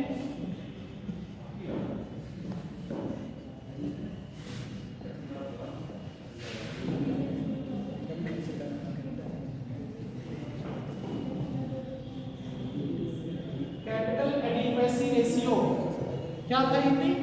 पूंजी पर्याप्तता अनुपात। पूंजी पर्याप्तता, पर्याप्त से पर्याप्तता बनाना, ठीक है, पर्याप्तता अनुपात, रेशियो अनुपात, पर्याप्तता, कैपिटल पूंजी, ठीक है। अब इसमें देख लो, एक्चुअली में कुछ नहीं है, CAR क्या है? टायर 1 टायर 2 कैपिटल हमने जो पढ़ाया आपको, इसको लिखोगे equals to tier 1 capital, tier 1 plus tier 2 divided by risk weighted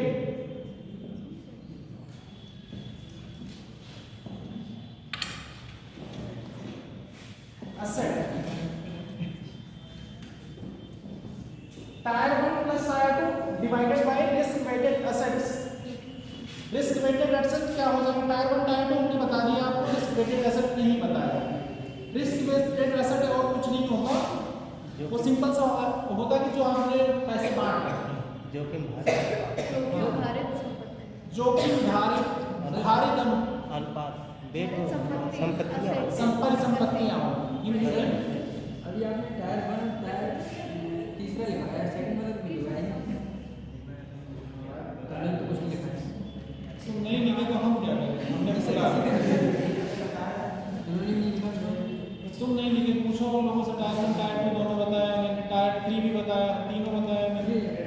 tyre 3 तो लिखा है, उन्होंने नहीं लिखा, सेकंड यहाँ पे नहीं लिखा। सब बोला था, सब मैंने तीनों बोला। तीनों बोले।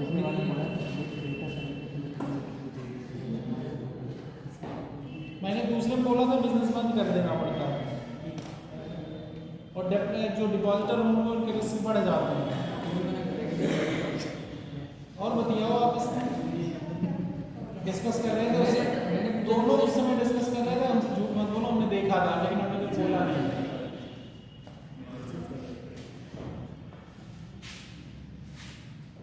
ठीक है, ये रिस्क वेटेड एसेट जो होंगे, ये क्या होते हैं? जो आपने लोन बांट रखे हैं बैंक में, वो सारे किसमें आते हैं? रिस्क वेटेड एसेट में। उसी का परसेंटेज जो है टायर 1 टायर 3 जो कैपिटल है ये बैंकों के पास डिवाइडेड बाय ये CAR कहलाता है। किसका फोन बजा है? ऊपर गया तो मैसेज आ गया, हैंग मार गया सर।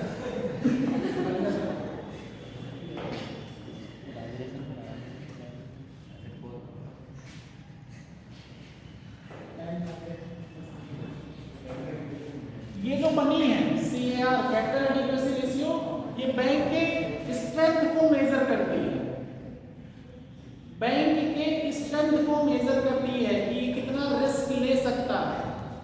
अब RBI ने CAR का अमाउंट बैंकों के लिए 9% रखा हुआ है।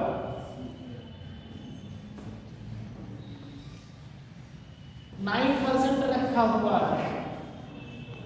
वो क्या कह रही है कि आप जो ये पैसे बांट रहे हो ना रिस्क वेटेड, इसका टायर 1 प्लस टायर 2 को ये जोड़ो दोनों, इसी की बेसिस, इसी के परसेंटेज 9% इसका होना, ये 9% होना चाहिए। ये जो रेशियो आना चाहिए ना, ये 9%। परसेंटेज क्या होता है? रेशियो ही होता है ना। तो मान लो ये टायर 1 प्लस टायर 2 क्या होगा? इसका 9% होगा।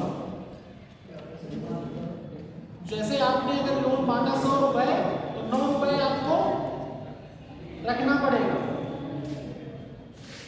ठीक। वो 9 रुपए क्या होता है? Tyre 1 plus tier 2 capital. ये बेसिक था नॉर्म के अकॉर्डिंग है।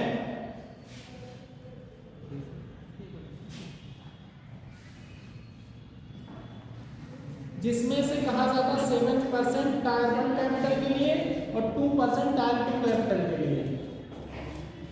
7% टायर 1 कैपिटल के लिए और 2% टायर 2 कैपिटल के लिए। अब टायर 1 टायर 2 कैपिटल हमने डेफिनेशन लिखा दी है, समझा दी, और डिटेल पढ़ना होगा तो जाके गूगल करना या किताब बुक खोल लेना जो मैंने नोट्स दी है, और कुछ ऑब्जेक्टिव क्वेश्चन सॉल्व करना तो डिफरेंट एंगल और मिलेंगे। तो ये जो एसेंस हमने समझाया है, इस एसेंस को अप्लाई करोगे तो आंसर्स हो जाएंगे। अगर ये एसेंस आपने नहीं अप्लाई किया तो आपके आंसर्स नहीं होंगे, ठीक। हम अगले पॉइंट पे आते हैं। CAR बता दिए, आप इसके आगे पढ़िएगा क्योंकि आज आज हमको बैंकिंग खत्म करना है, इसके बाद भी आगे भी पढ़ाना है।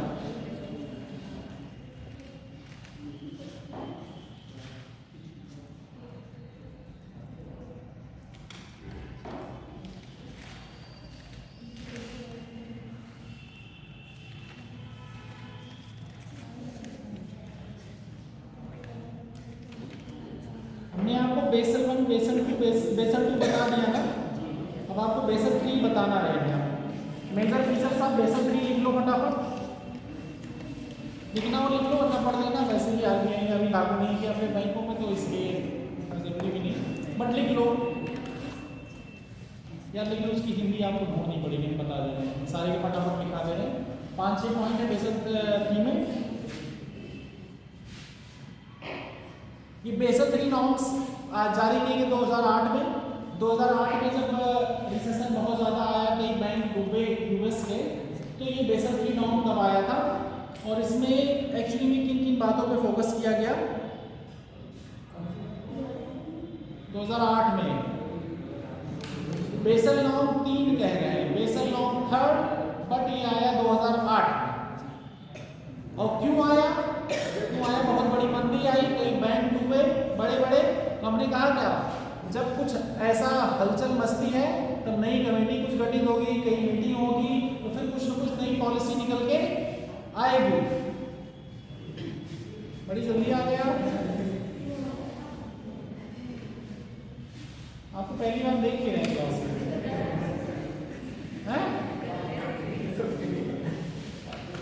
कल आया था।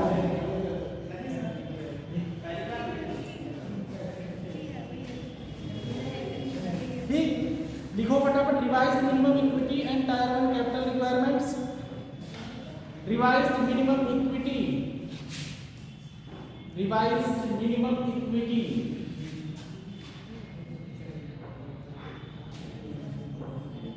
एक काम करना है, इसको देख लेना, इसमें कुछ है नहीं प्रोविजंस सारे, इसको एक्सप्लेन करना नहीं। इसके प्रोविजंस देख लेना, हिंदी में दिए क्योंकि अभी आपको लिखने में समस्या होगी, सब ज़्यादातर हिंदी वाले।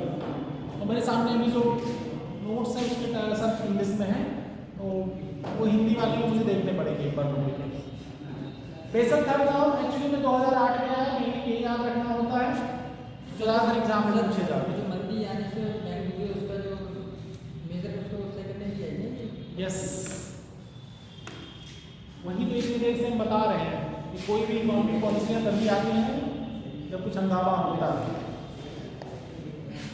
सिंपल सी बात, जब इकोनॉमी में अप्स एंड डाउन होंगे तो फिर कमेटी बनेगी, फिर ये प्रॉब्लम आ गई, ये चीज़ें होंगी, फिर नई चीज़ें आती हैं।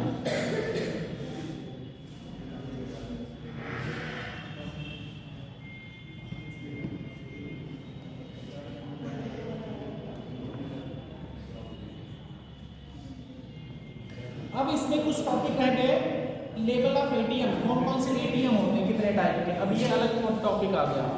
ठीक है, आपको ये बता दिया गया क्या बैंकिंग में क्या क्या दिक्कतें, बैंकिंग में कुछ दिक्कतें आपको देखनी पड़ेंगी और क्या क्या दिक्कतें आती हैं बैंकिंग में। बैंक के संचालन में ज़्यादातर लेन देन में ही है, बैंक के सब संचालन में जो जो भी दिक्कतें हैं वो आप जब पढ़ोगे तो चीज़ें और आएंगी, उस पर क्या क्या एक्शन ये ले रही है, क्या नाम RBI। हो सकता है 2-4 पॉइंट एक आध छूटे, अगर हो 1-2 पॉइंट, तो आप लोग जब नोट्स पढ़ेंगे उसमें समराइज दिया होगा। अगर वहाँ पे कोई ऐसा पॉइंट मिलता है आपको जो नहीं समझ में आ रहा, then we can discuss it. ठीक है, बट आप जब टाइमली पढ़ेंगे तभी ये चीज़ें जो क्लास में पढ़ाई जा रही हैं तभी रिलेट कर पाएंगे।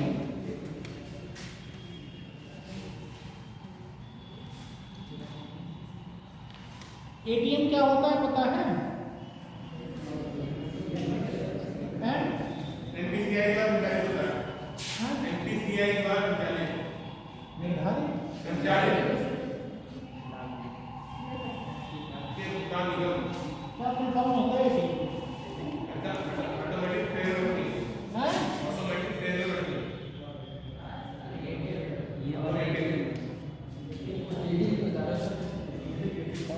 कौन बताएगा एटीएम का full form? Automatic teller automatic teller machine, automatic teller teller machine. Machine. सही बताइए। सबके तो पूछ रहे हैं भाई, हम किसी को सही गलत नहीं कह रहे हैं। हमने कुछ बोला उनको? हमने तुमको कुछ बोला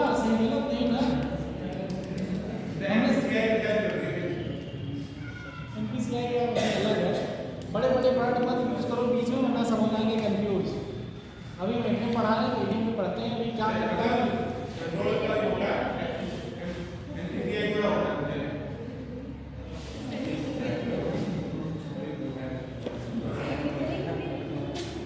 इंडियन मार्केट में 1980 में आया है, ठीक है। इंडिया में एक्चुअली 1980 से प्रचलन में आया है एटीएम में। इसमें एक होता है बैंक का अपना एटीएम, 3 टाइप के मेनली होते हैं। एक बैंक का अपना एटीएम होता है जिसका बैंक का लोगो लगा होता है, लिख लीजिए फटाफट। बैंक का खुद का एटीएम है जिसमें इसमें बैंक का लोगो लगा होता है और बैंक इसको खुद संचालन करती है। इसमें पैसे भी ले जाके डालेंगे खुद ही और बैंक इसकी देख रेख भी करेगी सब कुछ। बैंक्स ओन एटीएम, बैंक का अपना खुद का एटीएम कहते हैं।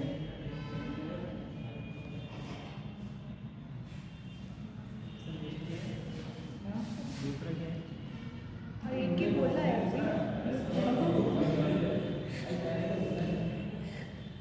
दूसरा है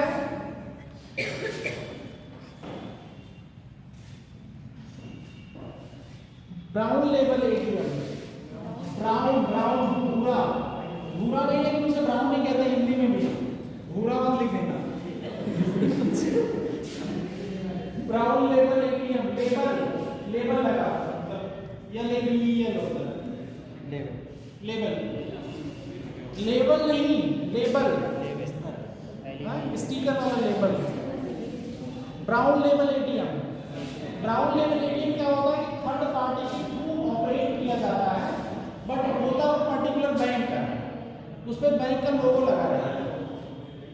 उसमें जो फाइनेंशियल वाली चीजें वो बैंक प्रोवाइड करेगा, जो फाइनेंस में पैसे आते हैं, बट वो थर्ड पार्टी अपना उसका देख रेख करेगी, ऑपरेशनल करेगी, उसकी सिक्योरिटी करेगी, वो सब काम उसका रहेगा। मतलब कॉन्ट्रैक्ट दे दिया बैंक ने, क्या किया, किसी को कॉन्ट्रैक्ट दे दिया, भाई आप ले जाके एटीएम लगाओ, उसमें मेंटेनेंस करो और उसके देखो, बाकी हम पैसे दे देंगे, उसमें पैसे लगते हैं और उस पर लोगो किसका रहेगा, उस बैंक का, ठीक है। अगला है व्हाइट लेबल एटीएम। व्हाइट भी सफेद, लेकिन सफेद मत लिखिएगा। व्हाइट लेबल एटीएम हिंदी में भी उसको व्हाइट लेबल एटीएम में लिखा जाता है। सफेद लिख दिया है क्या? व्हाइट ही लिखा होगा। व्हाइट लेबल एटीएम ऐसे होते हैं जो एनबीएफसी या किसी और बड़े फाइनेंशियल इंस्टीट्यूशन के द्वारा, जैसे टाटा इंडी करके एक कैश आता है, या कुछ और एक आध दो एग्जांपल ऐसे ही बताओ कि जो आते हैं। उसमें क्या होता है कि वो एटीएम किसी बैंक का नहीं होता, ना उस पर किसी बैंक का लोगो होता है, उसे किसी भी बैंक एक्चुअली में वो उसके पैसे वही एनबीएफसी उसमें डालेगा, वो एज ए एटीएम काम तो करेगा, सारे उसकी सुविधाएं वही एनबीएफसी देखेगा, उसका जो मतलब लगाना, उसका मेंटेनेंस, ऑपरेशन और उसमें पैसे डालना भी वही एनबीएफसी करेगा, बट उसमें सारे अपने डेबिट कार्ड एटीएम चलेंगे। डेबिट कार्ड जो आपके हैं वो चलते हैं।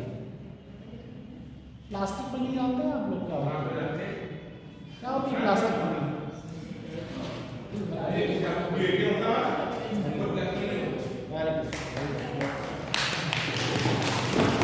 क्रेडिट कार्ड नहीं होता, वो भी होता है, जो प्लास्टिक बुक होता है वो टैक्स में लेते हैं। ठीक है। वो व्हाइट लेवल एटीएम ये हो गया। व्हाइट लेवल एटीएम कि हमने जैसे अब लिया एटीएम हम लगा रहे हैं और इस एटीएम में पैसे भी हम ही अपना इन्वेस्ट करेंगे, उससे जो बैंक एक्चुअली में पैसे जिनके एटीएम होंगे वो परसेंटेज कटते रहेंगे, उनसे हम कमाते हैं पैसे। व्हाइट लेवल एटीएम में ये हो गया, देखो एक तो क्या ब्राउन लेवल में कॉन्ट्रैक्ट पे चल रहा है, लेकिन वहाँ बैंक का लोगो लगा, यहाँ पे बैंक का लोगो कुछ नहीं रहेगा। वो कंपनी का लोगो जो कंपनी अपना संचालित करेगी, टाटा इंडी के कैश करके आता है, टाटा इंडी गैस लिखा रहता है, या कोई और एक आध दो बैंक और करते हैं काम, ये उनके नाम से अपना पर्टिकुलर कार्ड बनाया जा सकता है नहीं, उसका अपना पर्टिकुलर कार्ड नहीं होता।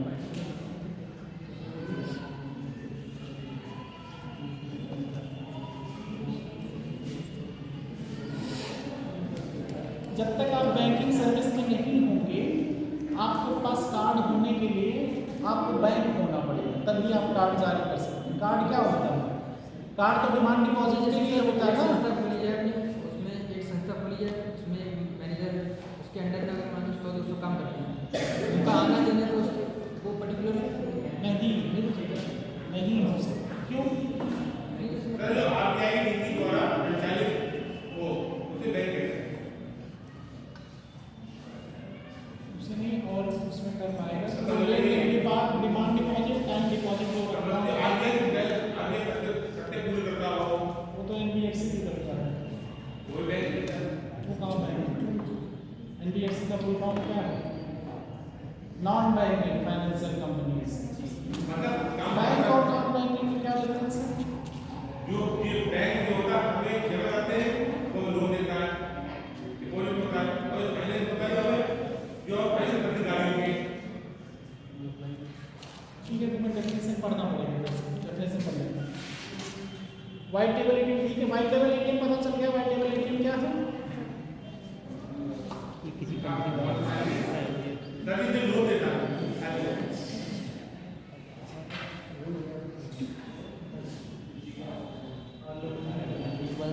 लगा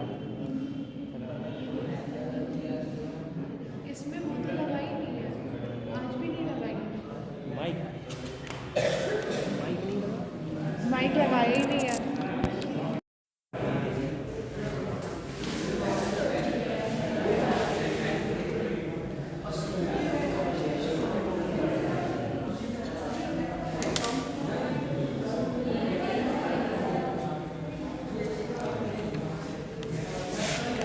एक टर्म बचा था इसमें, बैंकिंग करेस्पॉन्डेंस। करेस्पॉन्डेंट, आप लोगों ने बैंकिंग करेस्पॉन्डेंट पढ़ा होगा। बैंकिंग करेस्पॉन्डेंट वो होते हैं, मतलब जो गांव में जाके बैंकिंग सर्विसेज देते हैं, वो इंडिविजुअल्स होते हैं। पर्टिकुलर बैंक अपनी कुछ करेस्पॉन्डेंट रखता है कि आप हम वहाँ गांव में नहीं जा पा रहे हैं, जैसे ब्रांच मान लिया किसी शहर, पीलीभीत शहर में खुली है मिनी ब्रांच, एक लोग जाएंगे अपना गाँव में, वो वहाँ पे बैंकिंग, हाँ एक लोग, कोई सिंगल लोग जाते हैं, वो बैंकिंग सर्विसेज वहाँ गांव में डिपॉजिट ले लिए, दे दिए, अकाउंट खुलवा दिए, तो वो जो पर्सन होगा वही बैंकिंग करेस्पॉन्डेंट कहलाता है। मतलब बैंक का पत्राचारक हो गया एक तरह से, बैंक को जाके नीचे लेवल तक।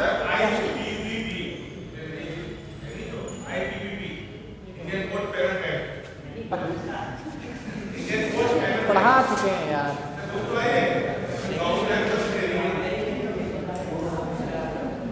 डिफरेंशियल बैंक मैंने पढ़ाया हुआ है। डिफरेंशियल बैंक में थे तुम? चुप रहो। जो टॉपिक पढ़ाया जाए उस टॉपिक पे फोकस करो पहले, अननेसेसरी का ज्ञान उसमें मत दो। पोस्ट पेमेंट बैंक मैंने पढ़ा चुका हूँ। पोस्ट पेमेंट बैंक किसके अंदर आता है? डिफरेंशियल बैंक के अंदर ना। पेमेंट बैंक होता है वो, उसका अलग पर्पस था ना। बैंकिंग करेस्पॉन्डेंट अलग है।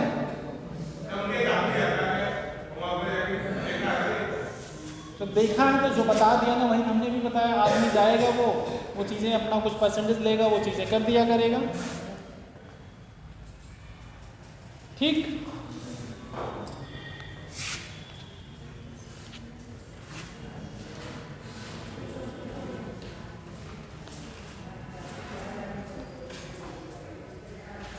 ये इंडिविजुअल भी हो सकते हैं, एंटिटीज भी हो सकते हैं, ये जोग्राफिकल, कई बार पहाड़ी क्षेत्रों में एक्चुअली में बैंक ब्रांचेस हर जगह नहीं खुल सकती, घर दूर दूर बने होते हैं, तो वही बैंकिंग करेस्पॉन्डेंट ही घर घर जाके वो सर्विसेज मिलती हैं, और वो वही लोकल का बंदा होता है ज़्यादातर, जिसके ऊपर लोग ट्रस्ट कर सकें, जो एक्चुअली में कर रहा है काम, वो बैंकिंग करेस्पॉन्डेंट, वो बैंक अपना निर्धारित करते हैं वही लोकल के किसी बंदे को, या कोई लोकल का ऐसा इंस्टीट्यूट या कोई कंपनी ऑर्गेनाइजेशन बना ले छोटा, 2-4 लोगों को मिला के, उनके बीच चलता है वो।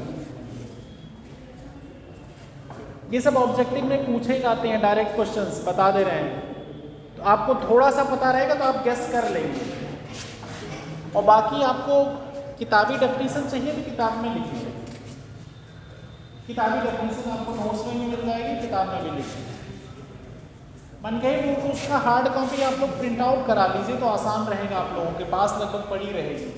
जो विजन वाले नोट्स हमने दिए हैं ना, उसको हार्ड कॉपी प्रिंट आउट करा लो कहीं से।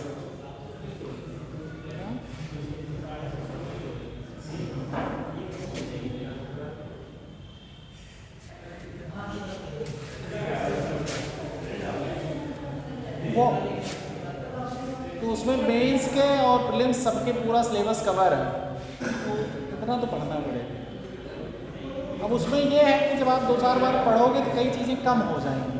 जैसे हम पढ़ा रहे हैं, हम नोट्स बनवा रहे हैं जो, तो इस नोट्स के बेसिस पे जब जाने लगेंगे थोड़ी बहुत सी चीज़ें इसमें ऐड ऑन कर लेंगे आप, तो बाद में जाते जाते आपके 100 पेज 150 पेज में आ जाएगा नोट्स। जो हम आपको बताते हैं इस फॉर्म में ऐसे गोला बनाइए, ऐसे बना लीजिए, पेजेस ये सब कम कर देगा ना। लेकिन पहली बार तो आपको पढ़ना पड़ेगा, पहली बार पेज से घबराना थोड़ी है। हमने भी बहुत सी किताबें पढ़ी हैं यार, और डर लगता है इसलिए मैंने कहा एनसीईआरटी पढ़ लो, तो एनसीईआरटी भी नहीं पढ़ेंगे। अब दूसरी किताब दे रहे हैं, दूसरी किताब भी नहीं पढ़नी है। और इंटरेस्टिंग सब्जेक्ट है यार इकोनॉमी, मज़ा आती है। अभी थोड़ा लग रहा है कुछ टॉपिक एक्चुअली में लगते हैं बोर, बाकी और इकोनॉमी बड़ा इंटरेस्टिंग सब्जेक्ट है। आप देखते जाओगे, अभी एग्रीकल्चर पढ़ोगे तो आपके अगल बगल हैपनिंग दिखेगी इसकी, कहाँ पे दिक्कतें हो रही हैं।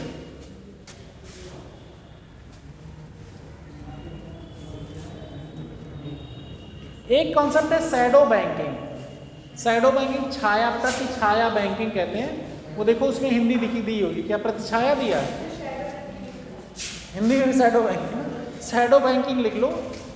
शैडो मीन्स ये एक्चुअली में शैडो बैंकिंग क्या होती है, ये आरबीआई और बैंकिंग के ना, इस पे बैंकिंग के रूल लागू होते हैं ना आरबीआई से रेगुलेट होते हैं। ये बैंकिंग इंस्टीट्यूशन, मतलब बैंकिंग का जो सिस्टम इंस्टीट्यूशन बनाएगा उससे अलग ये बैंकिंग जैसा काम करते हैं। लेंडिंग है, वापस लेना, पैसे देना और वापस लेना, ये वाला चक्कर। They are not fully regulated by RBI द्वारा, ये रेगुलेटेड नहीं होते हैं। और इन पे बैंकिंग रेगुलेशन एक्ट, कौन सा ईयर डालें, बैंकिंग रेगुलेशन एक्ट 1949 भी लागू नहीं होता।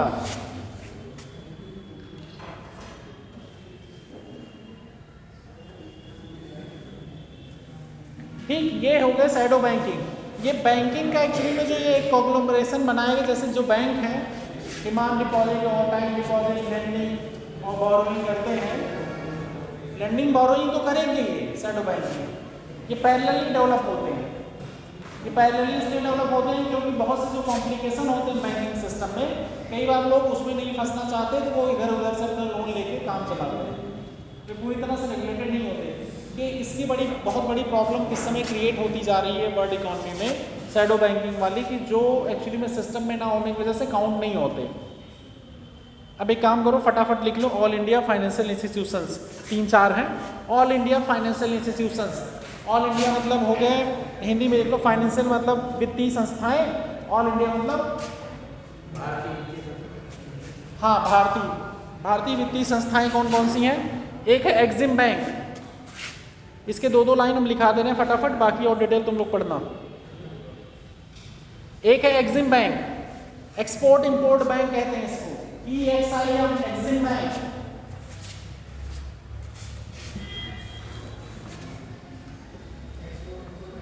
हाँ, एक्सपोर्ट इंपोर्ट बैंक।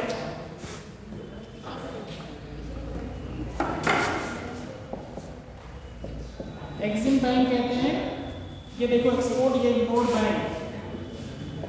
ठीक, इसका ईयर लिख लो, इसके नीचे सीधा डालो ऐसे, ईयर कौन सा ईयर में बना वो आप बता दे रहे हैं। गोला बनाओ, उसको नीचे लिखो 1982 में इस्टेब्लिश किया गया। इसका फुल फॉर्म आपने लिख ही दिया। ये एक्सपोर्ट इंपोर्ट इंडिया एक्ट 1981 के तहत आया। एक्ट लिखो 1981, इस्टेब्लिश हुआ 1982 में। जल्दी ऐसे गोला बनाओ, एग्जिम बैंक लिखो और इसको लिख दो एक्सपोर्ट इंपोर्ट में काम करता है। और ये क्या किसके लिए काम करेगा? एक्सपोर्ट इंपोर्ट के फाइनेंसिंग के लिए। की player promotion of cross border trade and investment, cross border investment और ट्रेड को कैटर करेगा, कैटलिस्ट करेगा। क्रॉस बॉर्डर मतलब एक्सपोर्ट इंपोर्ट आप समझिए गए, क्रॉस बॉर्डर पे इन्वेस्टमेंट और ट्रेड को कैटर करेगा, यहाँ पे लोन देगा, ये लोन देगा बैंकिंग फंक्शन। अगला है NABARD,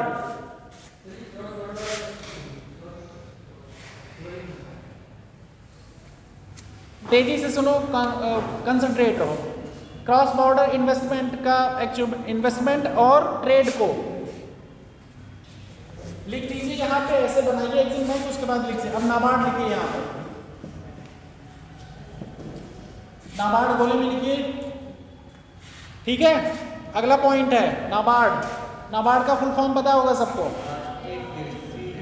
national bank for agriculture and rural development, राष्ट्रीय कृषि एंड ग्रामीण विकास बैंक।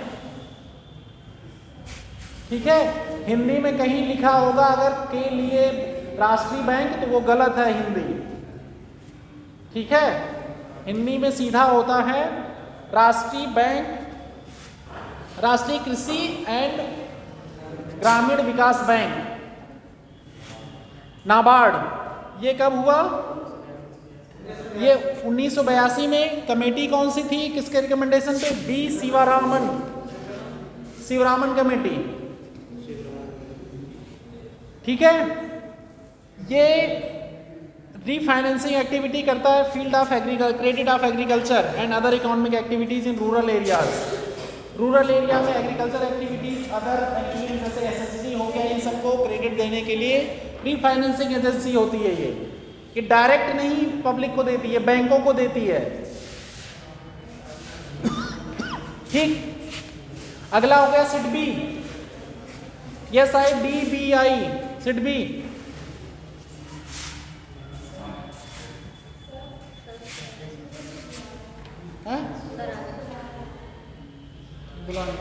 सिडबी लिखो।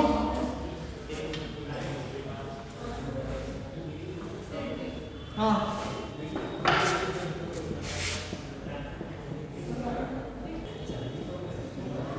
सिडबी लिखिए आप लोग। सिडबी एक्चुअली में 1990 में एस्टेब्लिश हुआ है। सिडबी ऐसे लिखो, उसके बाद लिखो 1990। ठीक, through the act of parliament. Actually में किसके लिए बनाए गए हैं? ये एमएसएमई सेक्टर को लोन देने के लिए बनाए गए हैं और एसबीआई इसका लार्ज शेयर होल्डर है।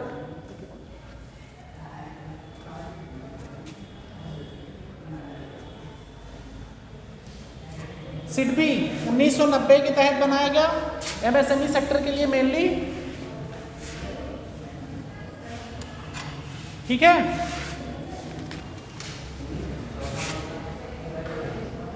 चौथा है एनएचबी, नेशनल हाउसिंग बैंक। अगला है national housing bank, NHB, national housing bank. उसको लिखेंगे आप, सब्सिडरी है रिजर्व बैंक की। 1988 में वो बनाई गई, रिजर्व बैंक की सब्सिडरी है। लेकिन अब सब्सिडरी मतलब होता है शाखा थी, लेकिन अभी उसको 100% वो कर लिया। हाँ, अभी 100% वो हो गया उसका, कुछ करें। सब्सिडरी मतलब शाखा, मतलब उसी के अंडर में है, आप ये समझो बस। और 1988 में ये सेटअप की गई है।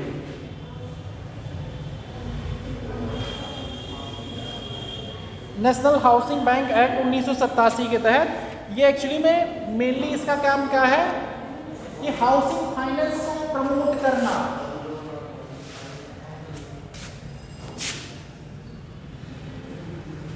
हाउसिंग फाइनेंस को प्रमोट करना। ठीक, अब अगला कल हम पढ़ाएंगे टैक्सेशंस और एम्प्लॉयमेंट अनएम्प्लॉयमेंट, ये सब देखेंगे। आज ये बैंकिंग लगभग क्लोज हो गया। इसमें कुछ टॉपिक देखो जैसे रह गए होंगे, इसको आप लोग क्या करना, रिवाइज कर लेना। ठीक है, इसका जरा काउंट करना कितने बच्चे हैं। 26 हैं।